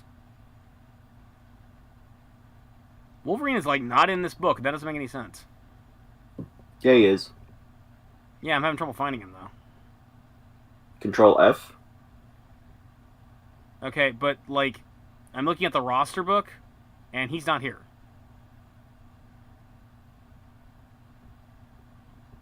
And it said he was. That doesn't make any sense.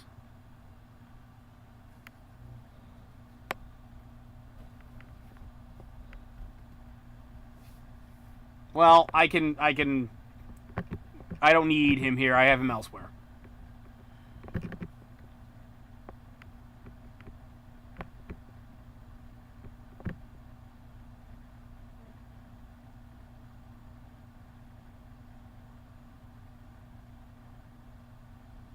This might take me a minute, because, guess what? Unreadiness is achieved.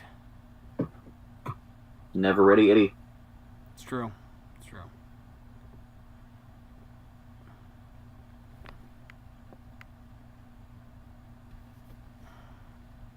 It's giving me everything X-Men except Wolverine.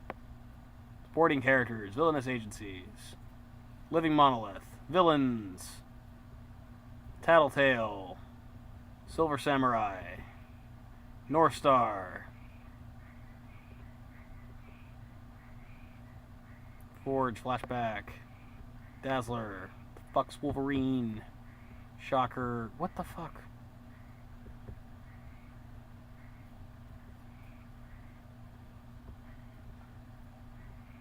The X-Men book is giving me everything but Wolverine. What the fuck? Brotherhood of Evil Mutants. Fucking A. Oh, of course, he's up at the top for some fucking reason. Iceman, okay. It's original X-Men. Wolverine, yay! This took me 2 years. Okay. So it doesn't really tell me anything about the distance I can teleport. It just says that I have to make a feat, an endurance feat. You could... Power rank feat roll. You'd roll it on Remarkable, and depending on how well you good, that's how far... I'd have to determine it for you. Okay. You're really far. You probably... If you needed to, you could probably go like cross-country, like 100... Yeah, like really far. Like teleport like from New York to like the middle of Nebraska, like instantaneously. Depending on how well... okay. Like, with Remarkable... Yeah, but you'd have to you still have to roll to determine that. Right. So, It's left to succeed. Yeah. Okay. I need... Okay, what's approaching you is a small spaceship, and on it is several bad guys. It lands, and coming out of it, you see that hot lady again, that nebbish, sort of, Woody Allen-looking dude, the lizard man, the four big dudes, and including the bulldozer, the man who's like half made of metal, and there's also the guy with the 4 octopus arms, and a floating man who's wearing like a green and purple suit with some kind of creepy looking face mask. And, Baddies. Yeah, lots of baddies. So you have 2, 3, 7, 8, 9, 10. So there's 4 of you, there is 10 of them.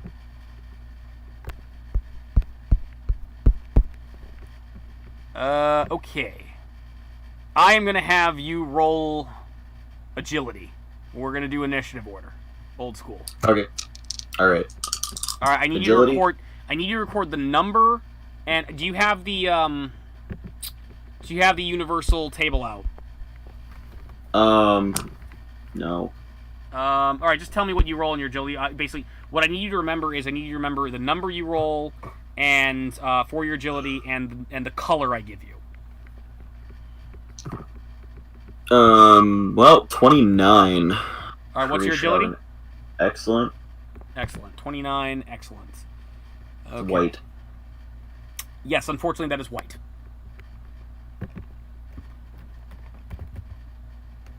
Okay, you will once again control the heroes. I am not controlling Iron Man, Cyclops, or Wolverine. That's your problem. Although, I did just think of something, which I initially planned. I didn't do anything about, but I'm going to do it now. It's going to be beautiful.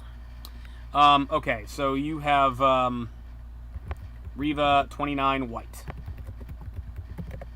And now we will roll for the mysterious stranger, who gets a 30 on amazing. And that's a 30 green.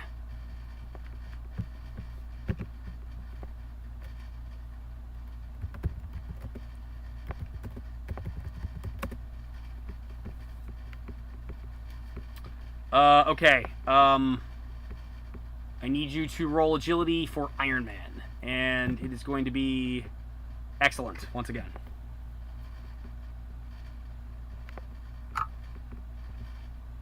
Iron Man? Yeah, I've got their character sheets out, so it's like if you need information on them, I can just give it to you.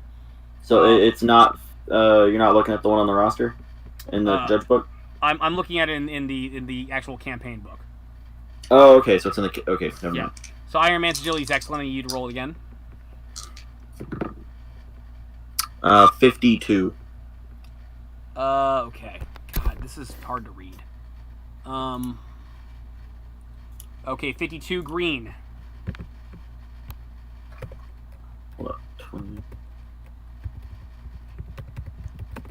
All right, I need to roll for Cyclops. Cyclops is also excellent.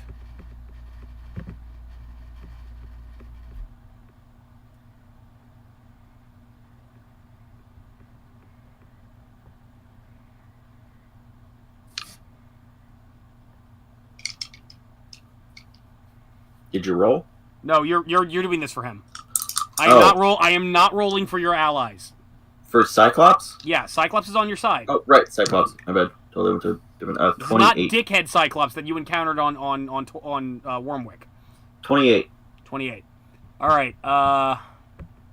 White.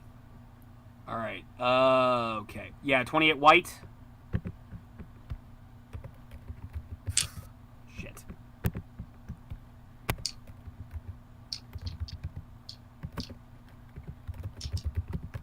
All right, Wolverine, do the same thing. And he is remarkable. What are the odds? What'd you roll? 1. 1 and remarkable. 1 white. Wolverine is just picking his nose. With his claws. Yeah. These guys gotta get here. Alright. Baddies. Badman. Monahan. Something like that. Alright, I'm gonna roll for the bad guys. Let's see who's here. Alright. Not that character, not that guy. Alright, the big, ugly, half-metal guy is typical. And he is going to roll 95 on typical. Fuck you, computer. I didn't tell you to do that. Alright. Well, he's going first. Yeah, he is. 95 on typical. He is 95 yellow. is what he's got. So,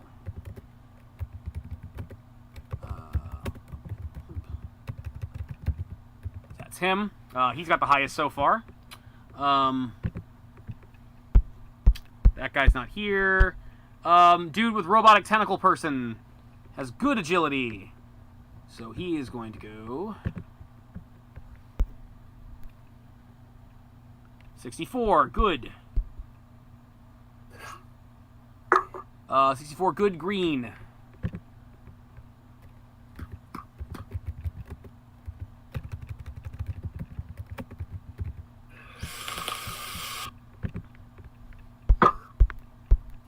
Sexy blonde lady has excellent agility.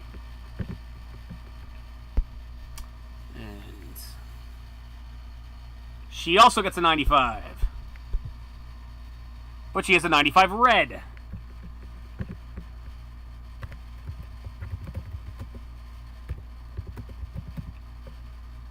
So she's going first.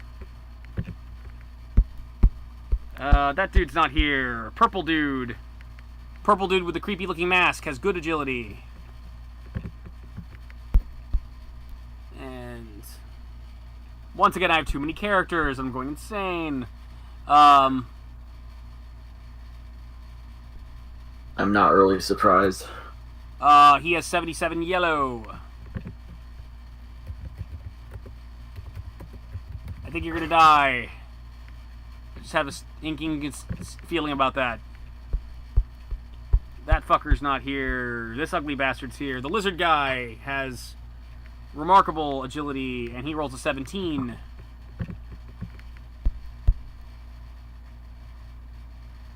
Okay. 17 white.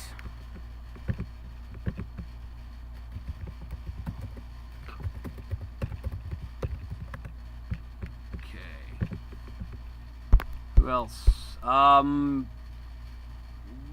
Woody Allen looking fucker has a poor agility. And he rolls a 55. 55 white.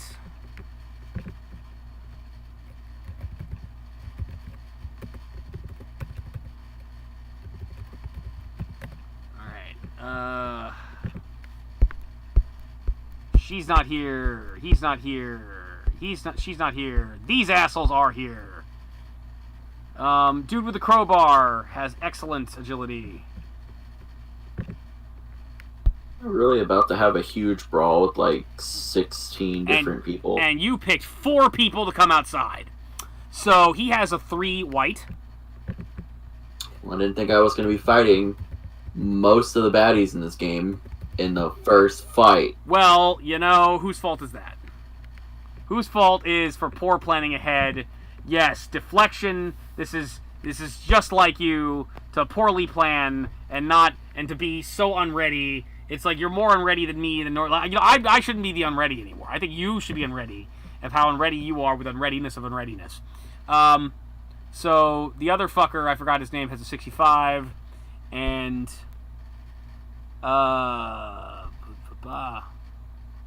that 60? Yeah, it's 65. Okay.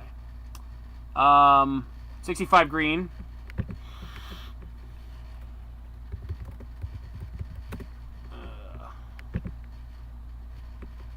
That's pile driver.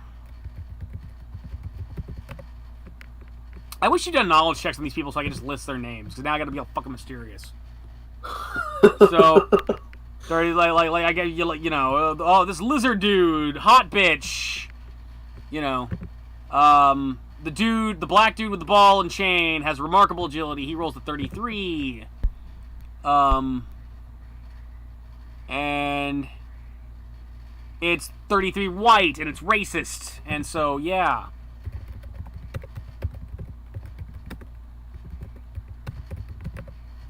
You know, you remember how we used to do initiative where it was just a number, but no, now we have to color code it? Remember that? Remember the good old days? You know, why didn't you stop me, Davis? Why didn't you stop me and force me to play 5th edition tonight? But no, you just had to play Marvel Superheroes. You had to... Anyway. Okay. The Bulldozer has got a 43 good, and it's also white. And are there any more jackasses that are coming out of this fucking clown car spaceship? No, thank God. All right. So now I gotta like put down who goes first. Okay. Only one person got red. That's Hot Lady. So Enchantress. Yellow. Oh, I fucked up. All right. Absorbing Man. It's a 95. Kang has a 77. Yeah. All right. So next up, okay, it's Enchantress, Absorbing Man, Kang. Okay, green. That's all the yellows. So the Mysterious Stranger, Iron Man, and Octopus Guy all got white. Okay, so... And Pile Driver got green. Okay. 65, 64, 52, 30. Okay, Pile Driver goes after Kang.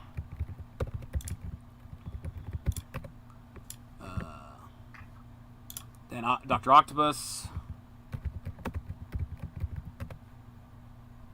Iron Man, and then the Mysterious Stranger.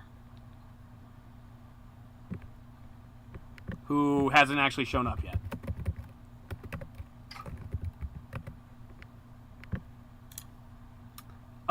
Okay, now we have the whites. That sounded wrong. 43, 33, 3, 55. Who's the highest score? Okay, Molecule Man goes after Mysterious Stranger.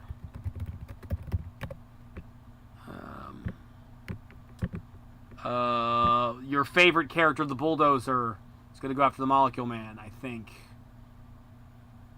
Yes, he is. Alright.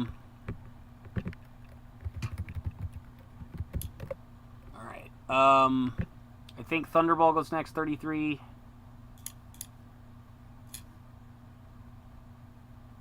Okay. Yeah. Thunderball's after Bulldozer. It's a 33, 3, 1, 28, 30. Okay, you go after Thunderball.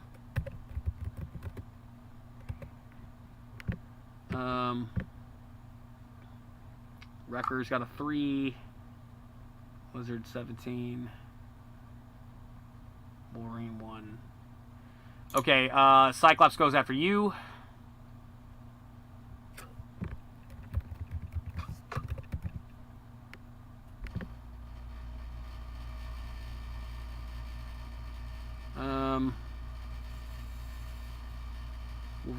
Wolverine's going last.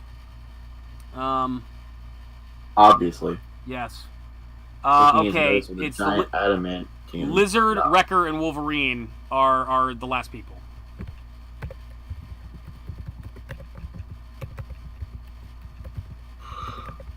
Okay, so now you die. Okay, so the sexy blonde lady is going to target Cyclops. And let's see what she's going to do.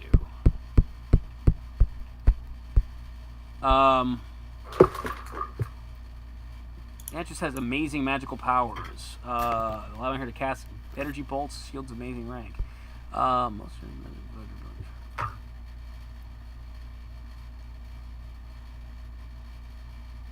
Alright, she can't really do that until, like, we start mixing into battle. So,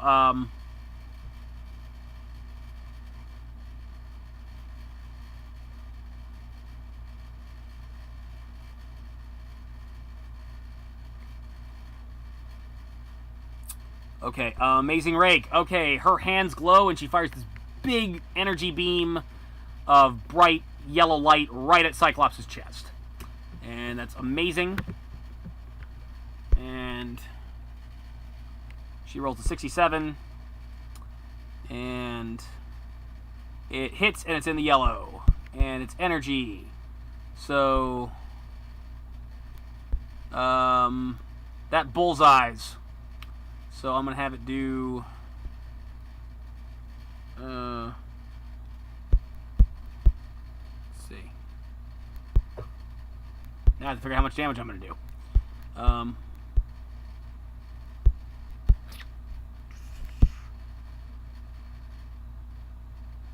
Okay.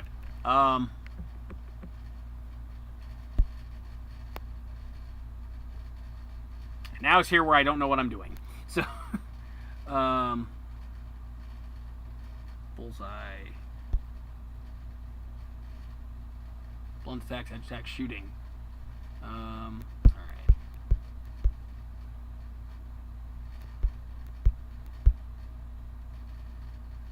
I think she does 50 damage straight up.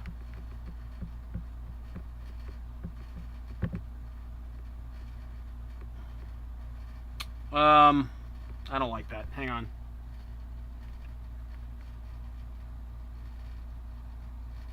Okay, I don't like that either. Okay, I know how to do this. Hang on.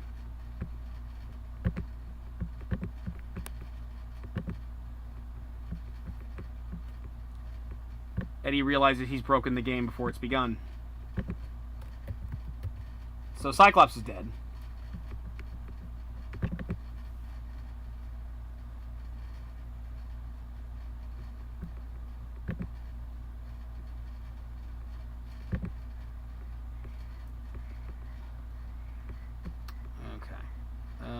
Where's that document I'm looking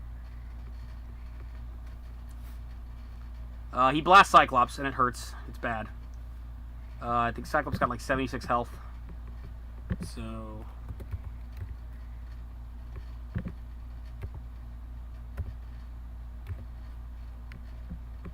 Okay.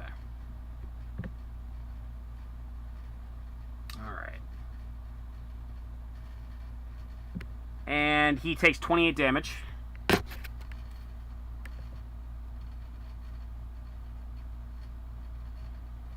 Boom! He blasts Cyclops and knocks Cyclops to the ground.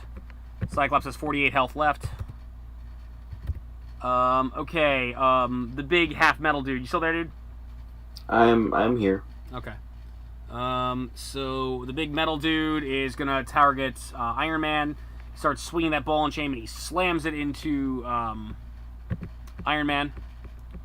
And let's see. Okay, that's fighting. It's excellent. And yeah.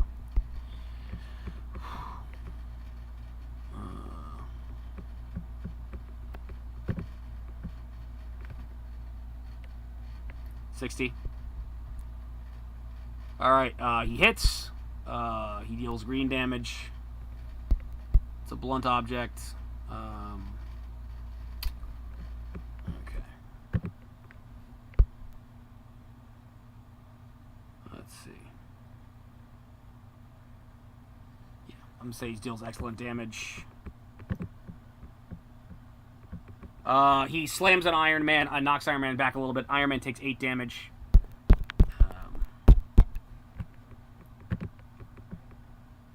What happened to Iron Man? Iron Man gets hit by this big half metal dude's ball and chain. Iron Man has 150 health with the suit, so he takes 8 damage. So he's okay for now. So he is at 147. Alright, next up, the guy in the green and purple suit with the creepy face mask charges up his hands and is taking a look at Wolverine. And where is he? There he is. Gauntlets. Projector rays enable him to lift objects. No, that's not what I want. Ooh, energy bolts with remarkable power. He blasts him with a remarkable energy bolt.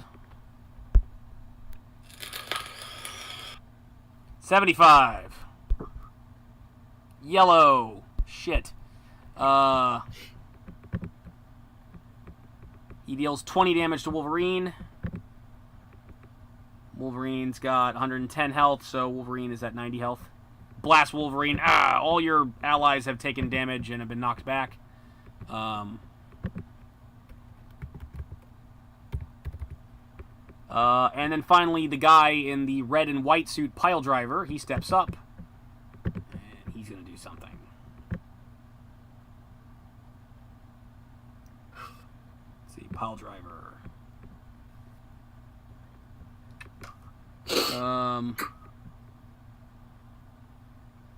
He's just going to run up and punch somebody, and he's going to run up and punch Cyclops, who's already been blasted. He's going to run up and just punch him right in the face with his remarkable fighting ability.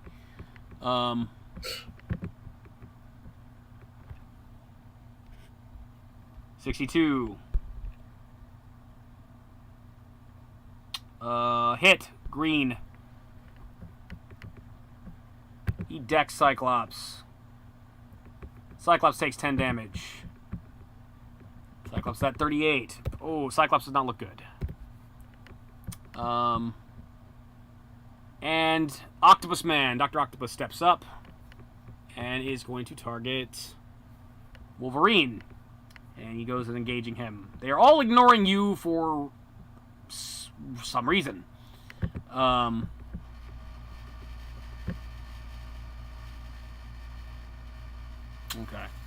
Octopus is going to come up with those tentacles.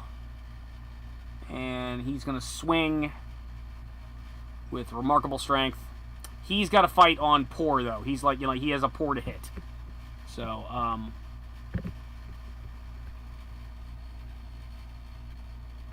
but he hits with the 70. Hit. Remarkable damage. Dr. Octopus comes and clobbers Wolverine right in the side. Wolverine takes 10 damage. Wolverine is at 80 health. And it is Iron Man's turn. So, what is Iron Man going to do? So, the lady that blasted Cyclops originally is going to be Iron Man's number target at this time. Okay. He is going to, I'm guessing he has some sort of onboard weapon system aside from his propulsion blasters. Let's take a look at his character sheet. Okay.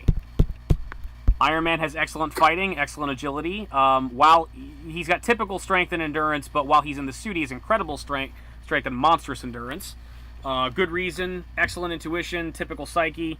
52 health normally, 155 in the suit, 36 karma, good resources, 70 popularity. He has his body armor. The armor provides amazing protection from physical damage, as well as unearthly resistance to radiation and remarkable resistance to heat and cold. And now that I'm looking at that, I realize he shouldn't have taken as much damage as he did. So hang on. So he should have taken 14 less of that damage. So he does. So actually, yeah, that metal ball just bounced off his armor and didn't really affect him at all. So he has flight. Jets and Iron Man's boots enable him to fly at monster speed. Repulsors. Each gauntlet contains a plasma trajector capable of causing amazing damage. A repulsor has a range of 10 areas. The chest lamp. The high-intensity chest lamp allows Iron Man to see in darkness or blind and unsuspecting foe for 1 die 10 rounds. The victim can avoid blindness by making a successful endurance feat. He has an air supply. When sealed, the armor contains air for 2 hours underwater or total in vacuum. Fire extinguisher. The armor can spray one area of foam that has remarkable effects on fire. Energy absorption. The armor can absorb up to an unearthly amount of electricity in 1 round and channel it out through the repulsors. The electrical blast has a range of 10 areas. The armor storage pods can contain up to 3 rounds of unearthly absorption. The armor can be modified to absorb other forms of energy. Override. Iron Man can remove the armor's safety interfaces to channel all of his power into 1 round of unearthly strength or unearthly repulsor damage. Following the round makes a yellow feat roll on shift 0 column. Failure means that the armor is immobilized by damage and must be repaired. And that's all that Iron Man can do. So, Iron Man's going to get a little bit close to that chick. Okay, he flies up to Enchantress. He flies up to the attractive blonde lady, the Enchantress. And is going to blast her with the repulsors. Blast her with the repulsors. Okay, the repulsors are... you actually have to make an agility roll to hit, and they do amazing damage, so his agility is excellent. 12. Whiff. They miss. So he misses the Enchantress. Who's next? I'm gonna roll to see how useful this character is. No useful at all. All right, so you're seeing all this stuff happen, and all of a sudden, like, you notice that like some kind of large golden form walks up to you, and you smell hot dogs. You look to your right, and you see a figure that is slightly taller than you. It's a skinny robot with really long arms and legs, which has looks like a bowling ball like bird beak and like a kind of like what's part of like a hockey mask for a fur on the back of its head and big yellow eyes. It's wearing a apron that says "Kiss the Cook" and a little chef's hat, and it's eating hot dogs. And he's like, "Hey, what's going on?" Starts looking at you, and it's eating hot dogs. There's a fight going on. You might want to leave a little. Oh, what kind of fight? I like fights. Fights are fun. Fights are fun. I never get to see fights anymore. Well, yeah, there's one time me and Tom were fighting on the ship. That was pretty cool. We attacked with a chainsaw. It's pretty losing situation for us. Losing situation? Like, well, you know, I mean, you gotta really prepare for these things like that, man. You gotta really bring, you know, your top group for any fantasy football league. They get really ugly, man. It got really bad on the Satellite of Love. You want a hot dog? I'm not quite hungry right now, but thank you. Ah, more hot dogs for me. I'm Crow. Hello, Crow. Revenge! Revenge, Davis! Revenge! Vengeance is mine, saith the Crow. Do you think you can help us, Mr. Crow? Well, what do you want me to do? I think you said you like a good fight. Well, I like to watch a fight. I mean, I don't like to be in a fight. I'll get hurt. Although, I do have omnipotent powers that come from my eyes. Right. Wait, omnipotent power. What power? Yeah, I have omnipotent powers from my eyes. You know, this alien force took over me, and I wound up taking over my ship, and then Mike took my eyes out, and then it didn't do anything. So... You ever see my friends around here? There's a big, lumpy, ugly human guy, and there's a little robot with, like, useless arms. I don't believe I've seen them around here. Okay. Well, I mean, I suppose I could use my omnipotent powers to help you out, but, I mean, I don't know. Like, do you have any, like, ketchup in there? I don't have ketchup. I mean, because I've been enjoying these hot dogs, but, you know, a hot dog's just not the same without ketchup. I'll help you in exchange for ketchup. I don't have ketchup? But you've got to have ketchup. I can't help you. How about I help you find ketchup? Very well. You'll help me find ketchup. All right, you guys. Yes, Crow T Robot is joining this fantasy football league, and yes. So I pick Bo Jackson. Hey, wait, isn't he retired? Who's good? Who's good with the Bucks right now? Oh, the Bucks. Well, their reports. What do you think? He starts distracting some of the people, and they start noticing him, and they suddenly have an urge to commit violence on him. The problem is, I sat here talking instead of doing things useful, which I rolled. I rolled a 37 to see if I would do anything useful, and I did not. So I just talked. That's my move. So the Molecule Man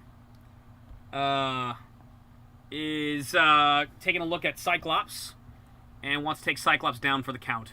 So he is going to do something. Let's see. Reese has unearthly control over molecules, can mentally transform or restrain molecules as he wishes. This includes materials normally impervious to the force fields.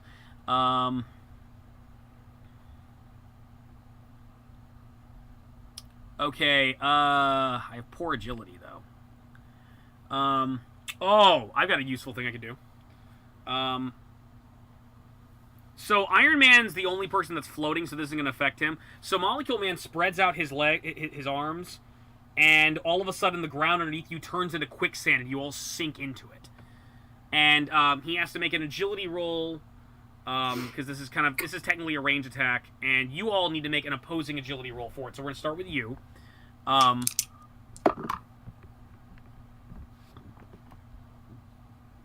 He makes a 25 on the pour. Okay, it's like I'll get them, and like you notice that like a bunch of mud starts seeping in the ground in front of you, but it's like you kind of see it coming. So you roll your agility. Riva has 63 on an excellent. You get out of the way. You're good. Crow has, Iron Man's flying, so he doesn't Cyclops. he doesn't need to worry about it. Yeah.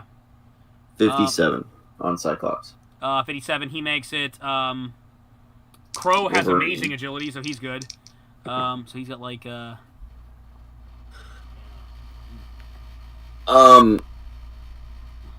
Wolverine hits a 39. Okay, everybody just kind of jumps back and dodges the quicksand, and he just like looks all nebbish and is like, oh, I missed. Okay. Bulldozer, stand aside, shrimp. Let the bulldozer rock the house. All right, so bulldozer takes a look at Iron Man. And it's like shooting at the Enchantress. I don't like that punk. And he's gonna charge and ram Iron Man. That's his fighting score. So the man who almost killed Dother is charging in. Excellent fighting. 46.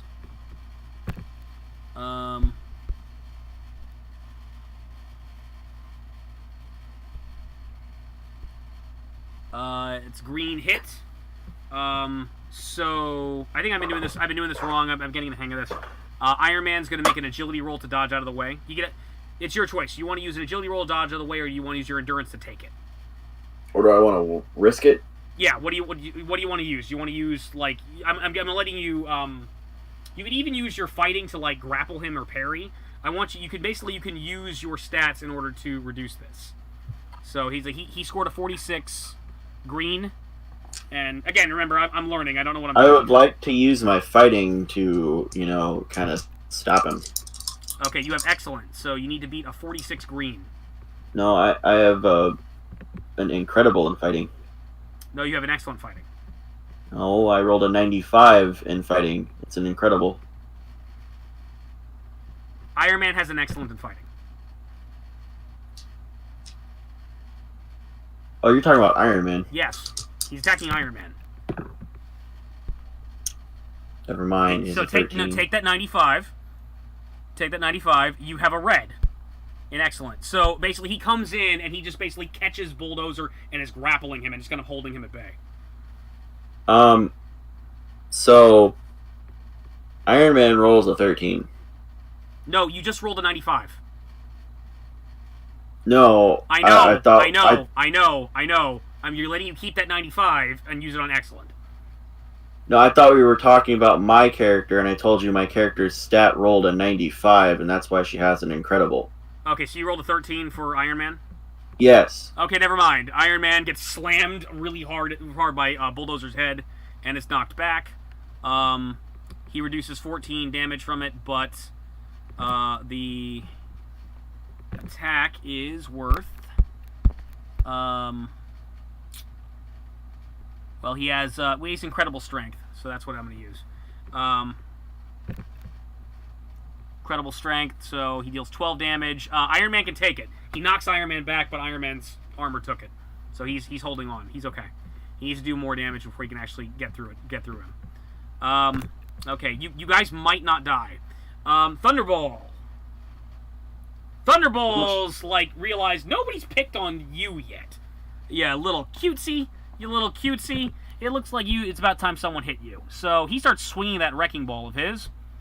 And, his, Did I even take my turn? no, your turn hasn't come up yet. So he's going to launch the ball and chain at you with remarkable agility. And hit you with it. And I roll a D100, 73 on remarkable. I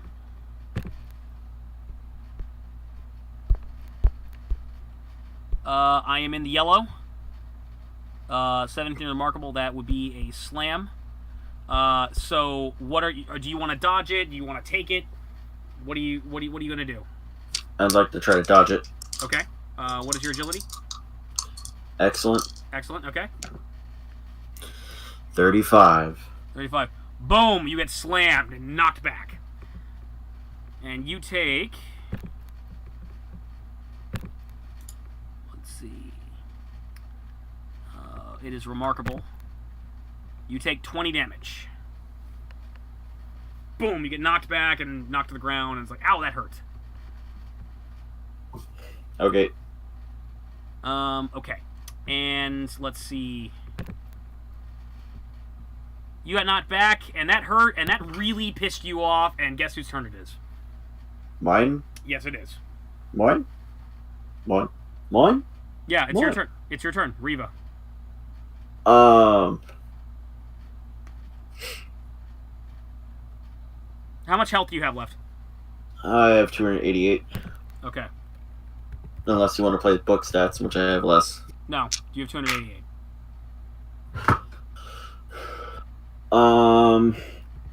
We're gonna go with teleport behind him and hit him with a hammer. Okay, you're gonna teleport behind him, hit your hammer. I gotta roll the teleport. No, you automatically teleport. You automatically teleport behind him. Roll your fighting. Oh, okay. Yeah. Fighting incredible blunt weapons good. Which one do I roll? Incredible. You want to use incredible for fighting. Okay. Okay, what's higher? What is higher? Your blunt weapon score or your fighting score? My fighting score. Use your fighting score. 81 on incredible. 81 on incredible. Okay.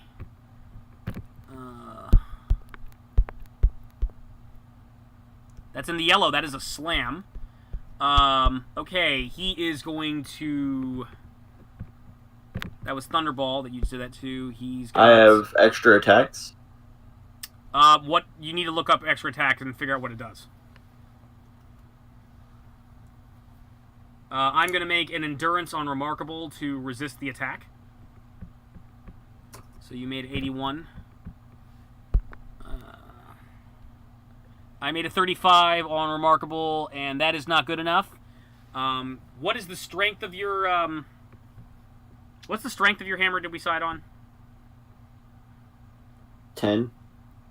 Okay, but there was like a weapon strength or something. There was some like there was one of the like incredible stats or something like that I gave to it. Do you remember what that was? I'm looking for it.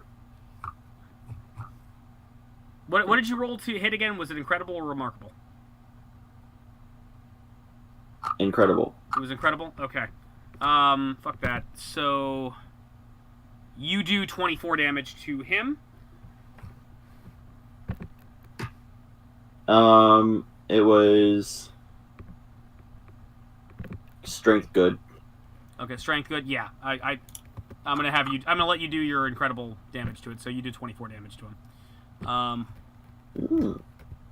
So learning as I go, sir. Learning as I go. So you clobber him in the back. Look up extra attacks and figure out what that does. Plus what's his back, sir?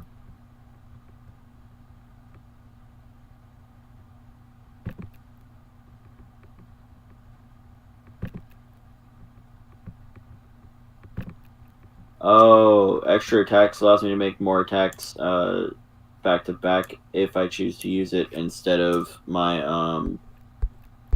fighting ability. How many attacks does it let you do?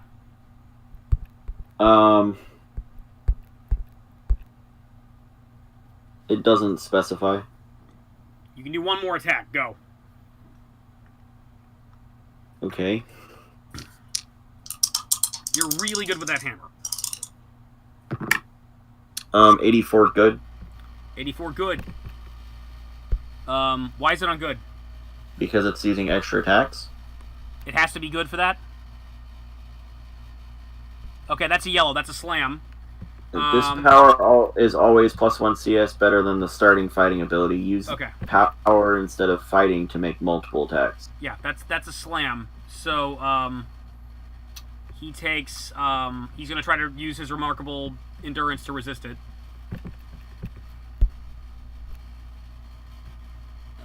68.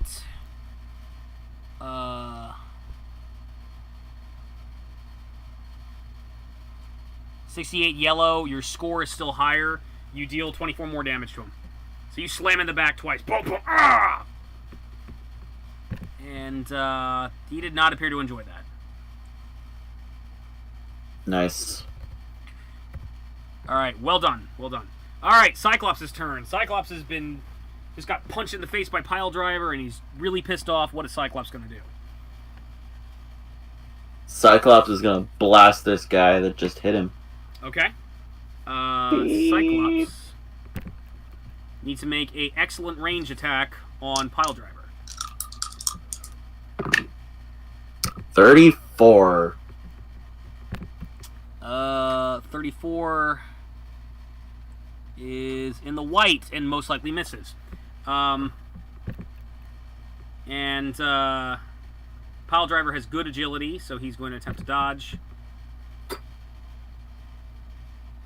73. Yeah, Cyclops shoots an optic blast, and he just kind of ducks out of the way and kind of smiles. It's like, I'm gonna kill an X-Men today. All right, and then the lizard guy starts snarling, and he runs over and charges at Iron Man and leaps on top of him and is going to try to dig its claws into him. And excellent fighting. Do I have claws? Does not specify claws. He's gonna leap and he's gonna try to slam him with his small claws. So I have excellent fighting. So I roll an 80 on excellent.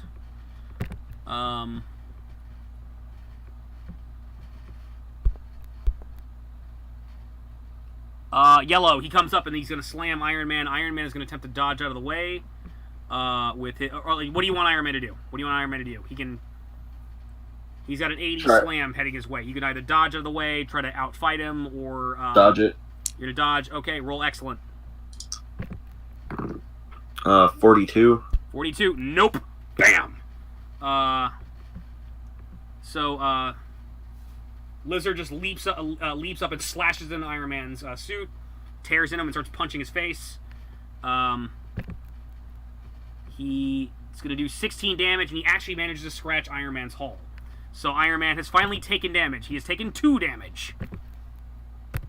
And he now has a snarling lizard man screaming in his face. And the Wrecker and his crowbar. The Wrecker senses weakness, and so he makes his way towards Cyclops, banging the crowbar into his hands, and come in and slam the crowbar into Cyclops' stomach.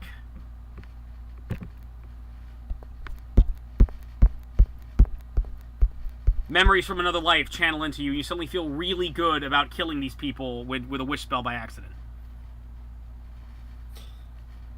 And you're terrible. All right, he's gonna attack with incredible fighting.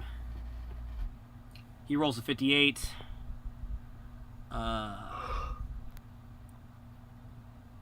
That is green hit. Is what Cyclops gonna do to dodge?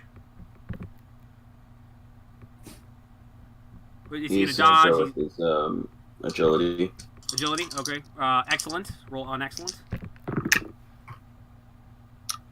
73. 73. That does it. That's a yellow. So basically, Wrecker comes in and swings at him, and Cyclops jumps back, and he's like, yeah, he's sick and tired of being pushed around here. So he dodges out of the way. He's all right. And finally, Wolverine, who's been picking his nose the entire time, and got attacked. Last he got attacked by Dr. Octopus. What's he gonna do?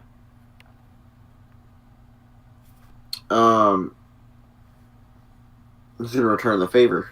He's gonna return the favor. Okay. How so? This was.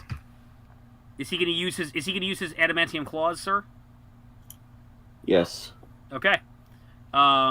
You need to roll incredible fighting for Wolverine to Dr. Octopus.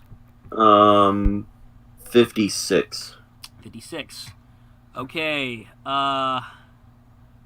That's in the green. Dr. Octopus is going to. What do I have? That's could possibly beat a 56. Okay. My fighting sucks. My agility sucks. My endurance sucks. Dr. Octopus is going to try to take it with his excellent endurance. Which seems like a really bad idea when dueling with Wolverine, but whatever. What the hell did I just do? Okay. 10! No! Slice, slice. Okay, I think Wolverine deals monstrous damage with those things. So... Wolverine deals 16 damage to Dr. Octopus. He slices into him and blood shoots everywhere. It's, ah! I just wanted to kill Spider-Man! And, let's see. Ooh. Ooh. Oh, shit. Ooh. Ooh. Ooh. Okay. Alright. Yeah, Dr. Octopus actually doesn't look too... a lot of blood just shot out of Dr. Octopus. He's still standing, but yeah, he did not appreciate that. He did not appreciate that at all, good sir.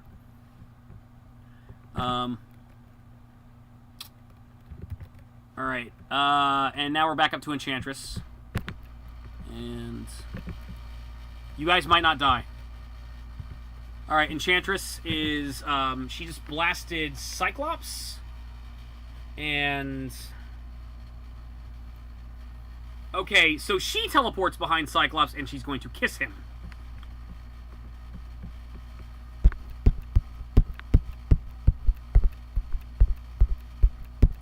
And she's going to make me make a fighting roll for that, but,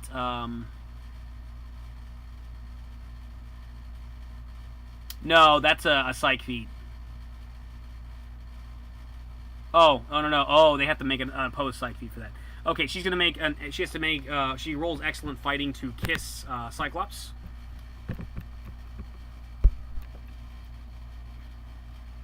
And she rolls an 18. And Cyclops is unimpressed. Was Cyclops dodge or what?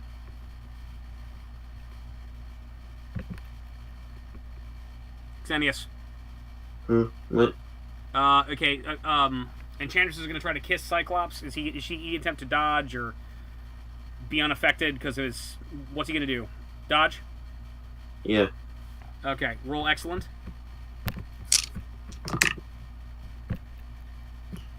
Uh, 43. 43. Okay, Cyclops dodges away from Enchantress. Is like, move, bitch, get out the way. And, alright, Absorbing Man. He was, attacking Iron Man last. He's going to turn his attention on Wolverine and try to bash Wolverine with his ball and chain. So, excellent fighting. Rolls a 14. I don't think he's going to hit. Nah, he misses. Okay, he just misses. He swings his ball and chain at Wolverine, and Wolverine dips out of the way. He's fine. Let's move this along. Kang. Kang's gonna fire a plasma bolt at your new robot friend. I don't know what that is, but it's annoying, and I want it to die. So he is going to fire with his good agility with a remarkable energy bolt. So.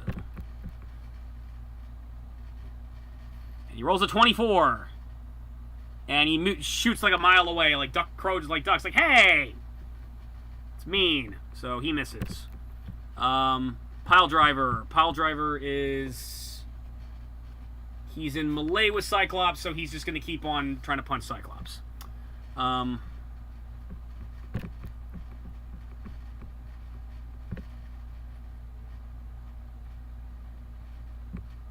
Remarkable.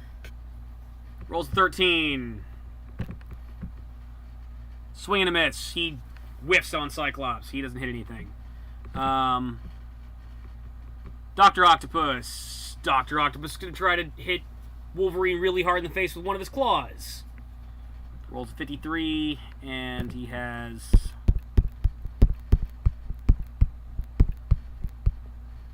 poor fighting, but I could probably hit with that.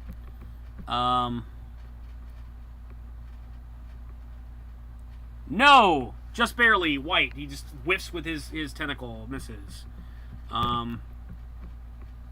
And Iron Man. It's Iron Man's go. Iron Man has a lizard on top of him, scratching at his suit. What's he going to do?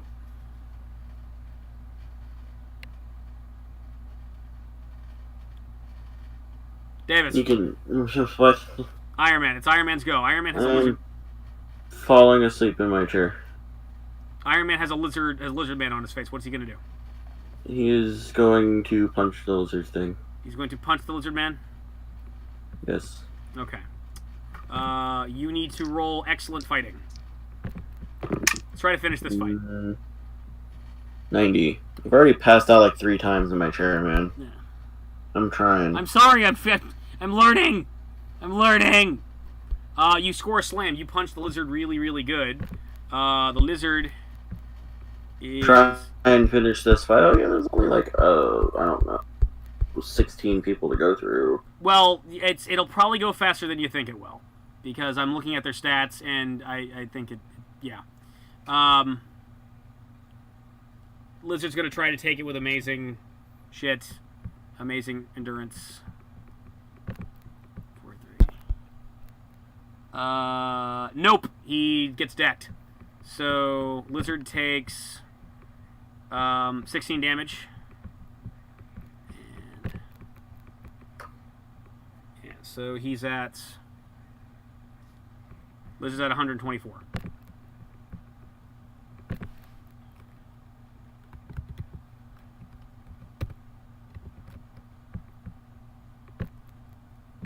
Okay. And... Alright, Crow. It's like 10 of these fuckers. 2, 3, 4, 5, 6, 7, 8, 9, 10. Crow is... Omnipotent eyes start glowing, and he's like, hey, asshole! And he's gonna shoot his, eyeballs at the Wrecker. His amazing agility.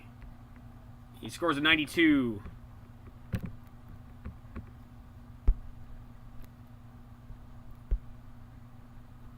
And I hit a red, which could potentially kill him.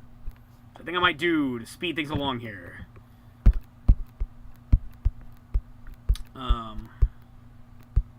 Wrecker has remarkable endurance.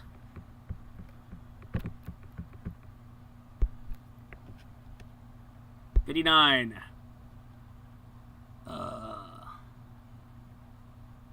Green. No! He's gonna make another one to not die.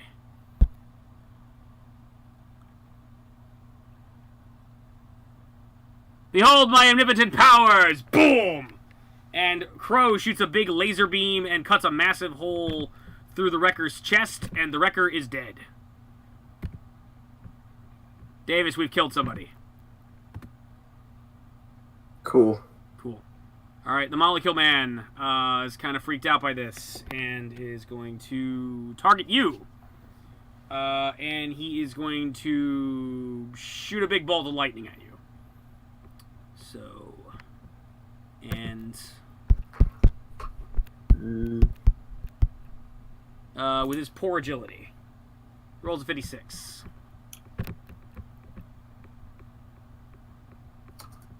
He misses you, whiffs over your head. He's like, eh. Can't shoot to save his life. Bulldozer is going to try and punch Iron Man.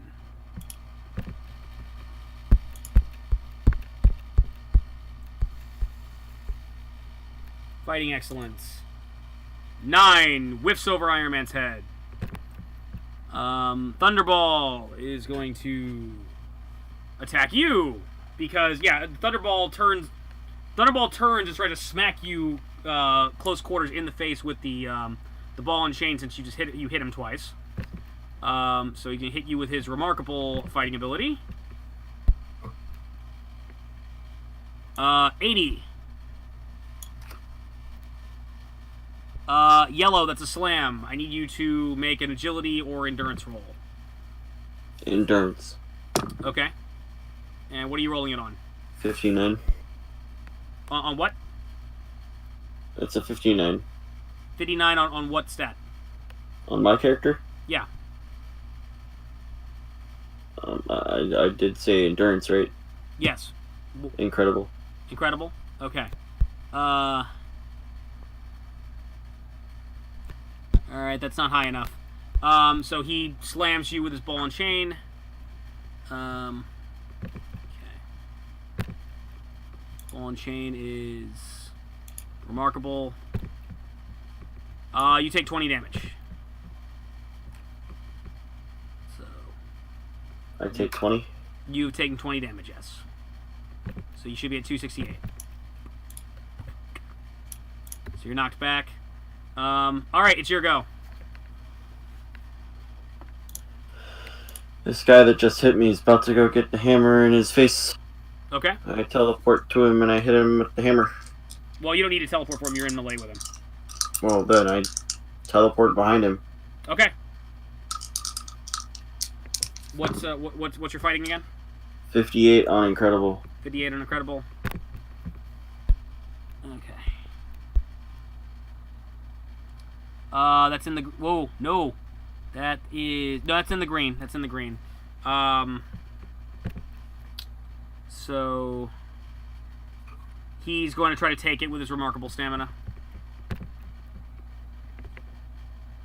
64 and remarkable. Yellow, he takes it this time. You slam into his chest and he just kind of laughs it off. But you can make an extra attack if you wish. 81 on good. 81 on good. Yellow slam. He's going to try to take it with his remarkable shit again, and he doesn't. Bam! You slam him in the chest this time and it hurts. You're...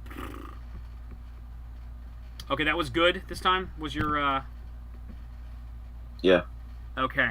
Alright, he takes 12 damage. Alright. Okay. He is at... Okay, well, I can't tell you how much left he's at, but... He doesn't look too good. That definitely hurt him. Cyclops. Cyclops is...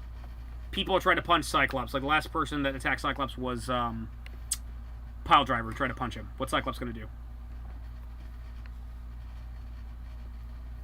Cyclops is gonna back up a little ways and then just try to blast him again.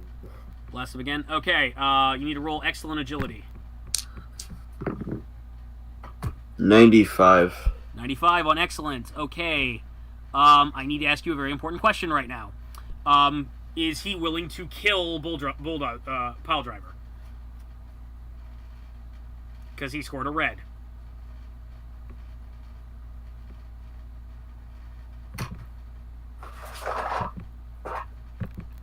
Are you going to kill Pile Driver? I am going to leave it to the dice. You have to decide actually, because it's kind of important. It has to do with like the nature of the character. I mean, if you want like maybe like odds you're gonna kill him, you're not gonna kill him, or evens you're gonna kill him, something like that. That's what I was gonna do. Okay, go ahead. I'm gonna leave it to the dice. Okay, all right, go ahead. Bulldozer is a big threat. Well, this is Pile Driver that you're fighting. Okay, well, all of them are a very big threat. Yeah, these are the Wrecking Crew. The Wrecking Crew is attacking you.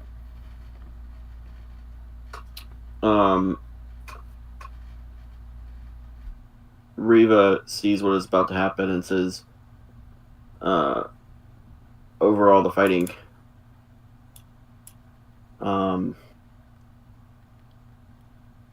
finish him, Cyclops, do it!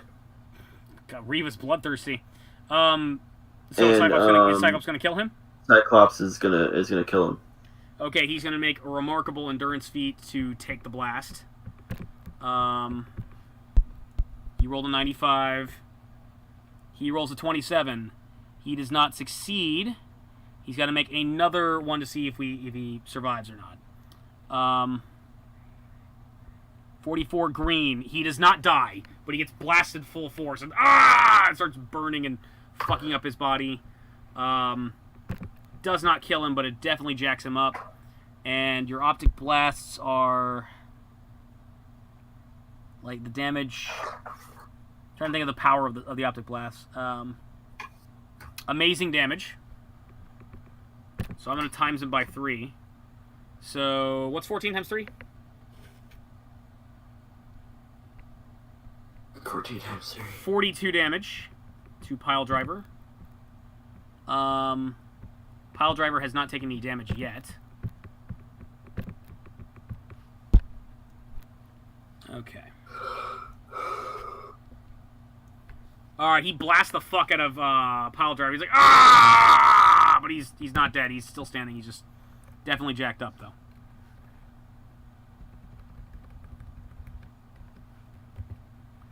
Alright. Okay, that was Cyclops' move. The Lizard is still snarling and trying to scratch Iron Man. So he rolls a 69.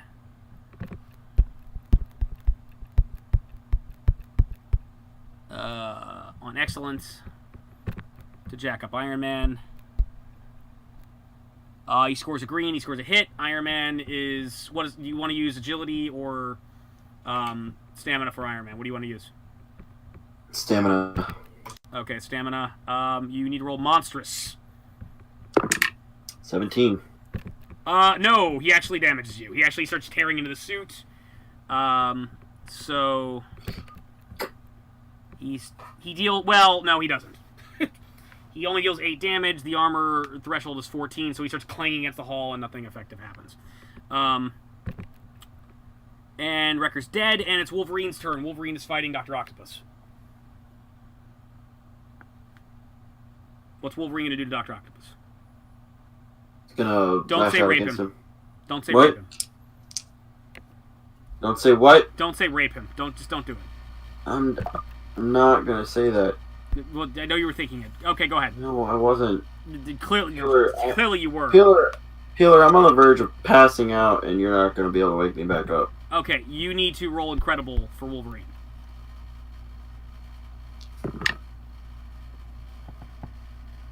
Uh, 8. You rolled an 8? Yes. Swing and a miss. Clangs against Dr. Octopus's tentacles. Okay, Enchantress is going to sneak up on Wolverine and try to kiss him. So she is going to make a combat roll. Excellent. She rolls a 76.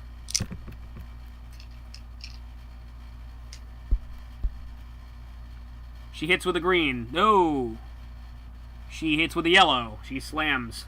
Wolverine needs to make a psych roll on Incredible to avoid being mind controlled. So you need to roll on Incredible. 64. 64 on Incredible is... And I had the 76. 76 is yellow. It is not high enough. She kisses Wolverine. Wolverine's eyes go wide. It's like, now, Logan. You don't want to hurt me, do you? No, babe. I don't want to hurt you. But why don't you go kill your friends, and then you and I will have some special time together. Okay. Wolverine is now no longer under your control and is my control. So, Absorbing Man is targeting Cyclops. And he's going to swing that hammer, that ball and chain at him. And typical agility. Yeah, I'm not going to do typical agility for him. 33. Whiff! He misses Cyclops. Okay. Kang. Kang's going to shoot somebody. Kang's going to shoot Cyclops.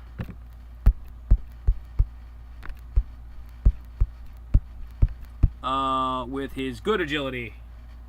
30. I don't think it's going to hit. Miss. Kang can't hit shit today. Pile Driver is going to punch the fuck out of Cyclops. 68.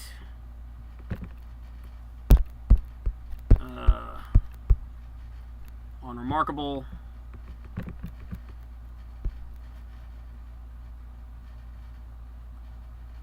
Okay, he slams Cyclops with a yellow on Remarkable. Cyclops going to dodge or take it. What's the Cyclops going to do?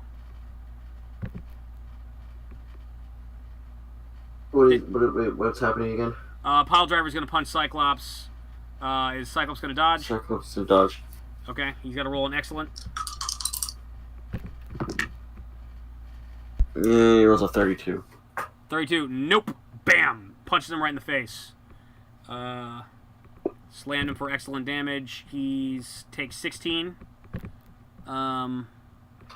Okay.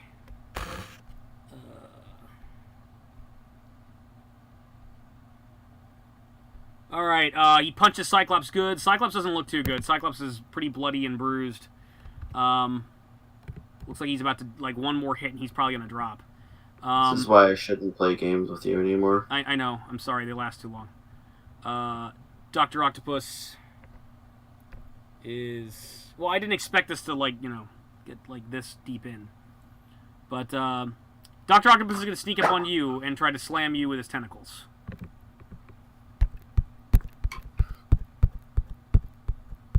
And... Where's Doc Ock? Yeah. With poor fighting, he's going to swing at you for 22. And he misses. So this big tentacle clangs against you, and clangs next to you and doesn't do anything. Iron Man, what's Iron Man going to do? Iron Man's got a lizard man trying to scratch his armor. Pulsar blast. Pulsar blast on who? The thing that's on him.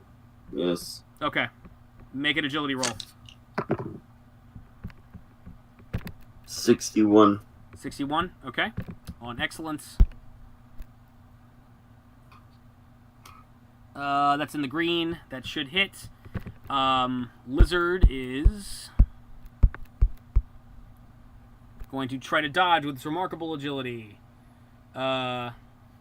I don't think that's going to hit.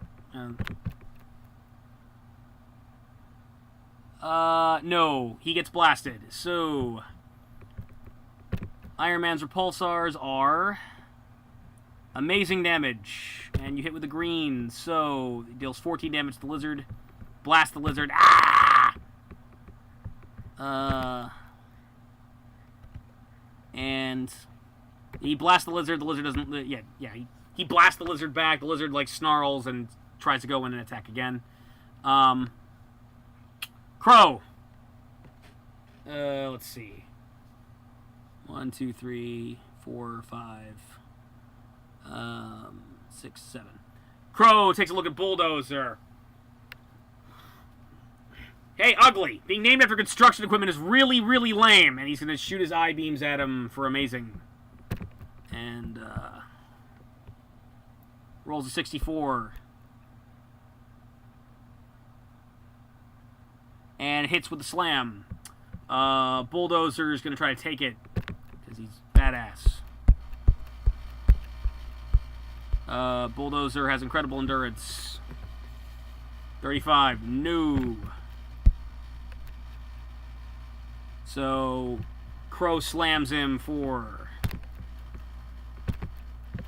This thing will pop up. 28 damage.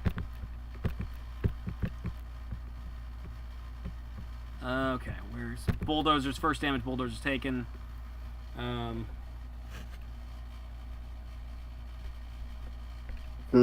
Okay. Crow blasts Bulldozer with his eye lasers, and he takes 28 damage. Ah! Okay. Molecule Man is going to do something. I don't know what. He's going to...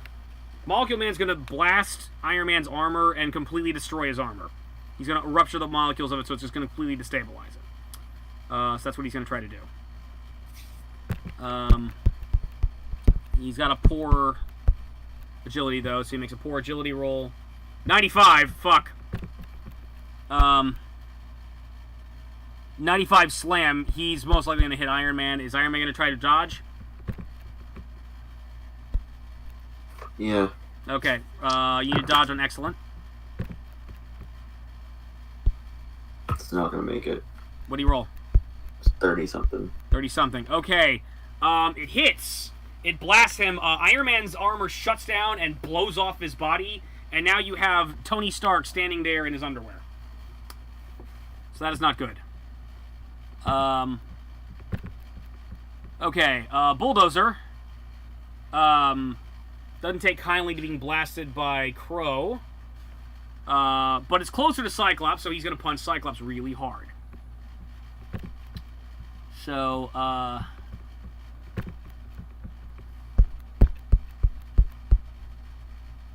excellent fighting. 27. He whiffs. Cyclops dodges. Okay, it's Bulldozer. Thunderball. Thunderball's fighting you, so Thunderball's going to swing at you with his ball and chain. Remarkable.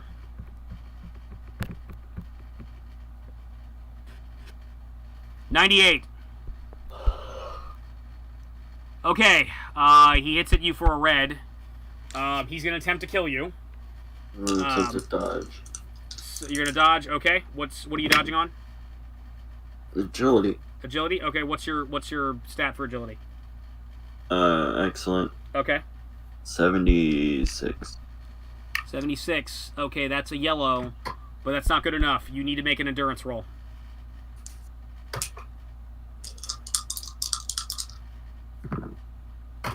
$75 incredible. 75 incredible. Okay.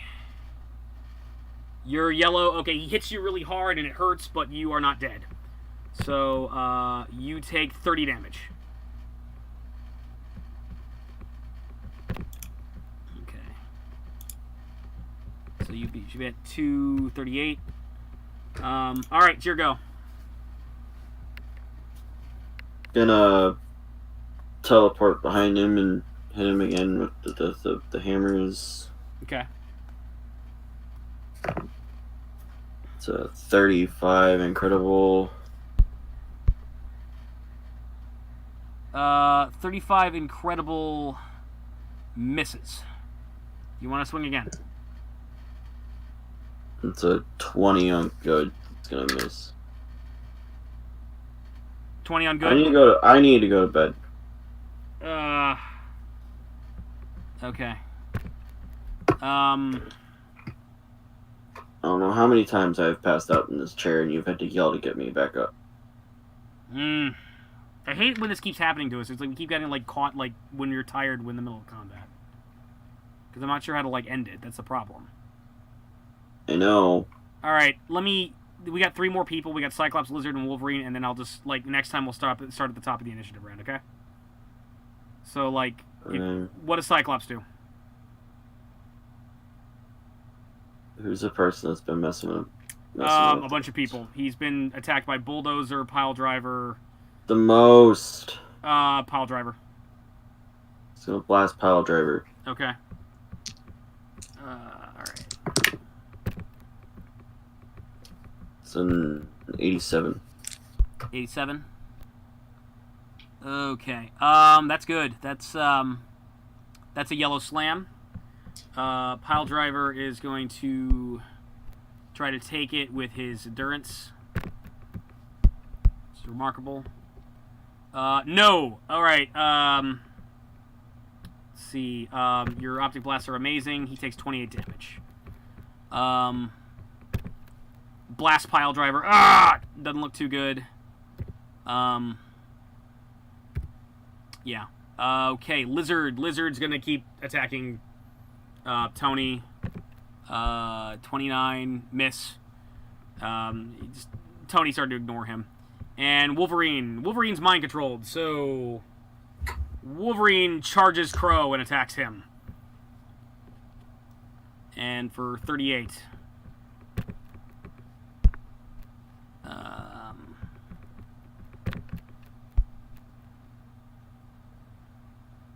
Hit. Crow is going to attempt to dodge with his amazing agility. 16. No. Alright, he slashes Crow. And Wolverine does 16 damage to Crow. Okay. Alright, so I'm going to save this. So we're in the middle of a fight. Top of the initiative order is Enchantress. I'm sorry this keeps happening, dude. It's like we start playing, a fight happens, it's a little more for me to handle, and then it's just like it lasts forever. So, but I mean, the good news is, like, okay, the problem is like, yeah, again, you don't have enough guys here. I probably should have, like, Healer. had fewer people come. What? You need to go to Can't hear you. I can hear you. Can you hear me?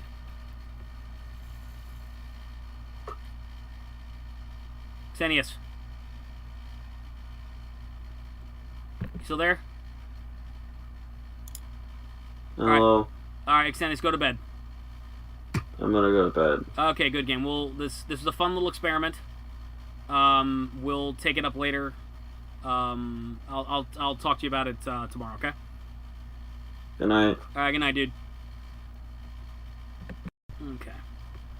Alright, and so that was my attempt at a Marvel Superheroes game, and yeah, this keeps on happening. I keep on, poor thing. Once we start going, it's like we get caught in this long-ass combat that takes forever, and he's just a captive audience. Anybody who watches this, if you have any suggestions on how to speed this up, I'm probably doing this wrong in a lot of ways, but I'm just kind of getting a feel for it. I think it's a fun system, and again, I'm a big Marvel fan, so it's pretty cool, but I probably should have, like, tailored this encounter, made it a little bit smaller for him. But it was fun. It was fun to kind of actually kind of run the system and, you know, run the Secret Wars. It was pretty cool. But yeah, we keep on getting this situation where it's like he's got too few people, and like I'm sending way too many people at him. I should probably be just kind of like throwing like 2 or 3 people at him at a time, probably to make things a little bit easier, or possibly lowering our hit point totals. I may have actually misread how much hit points we're supposed to have, and that probably would have fixed things as well. So, but anyway, this is the Dread Pirates on another role-playing adventure. This is TSR Marvel Superheroes. And poor exhausted Auxcentius is out for the night. Will young Riva, the Scarlet Sentinel, manage to triumph over the villains? Will Crow T Robot successfully kill a member of the Wrecking Crew? Will he need more help, or will he just be annoying and talk about hamdingers all the time? Find out next time. See you out there.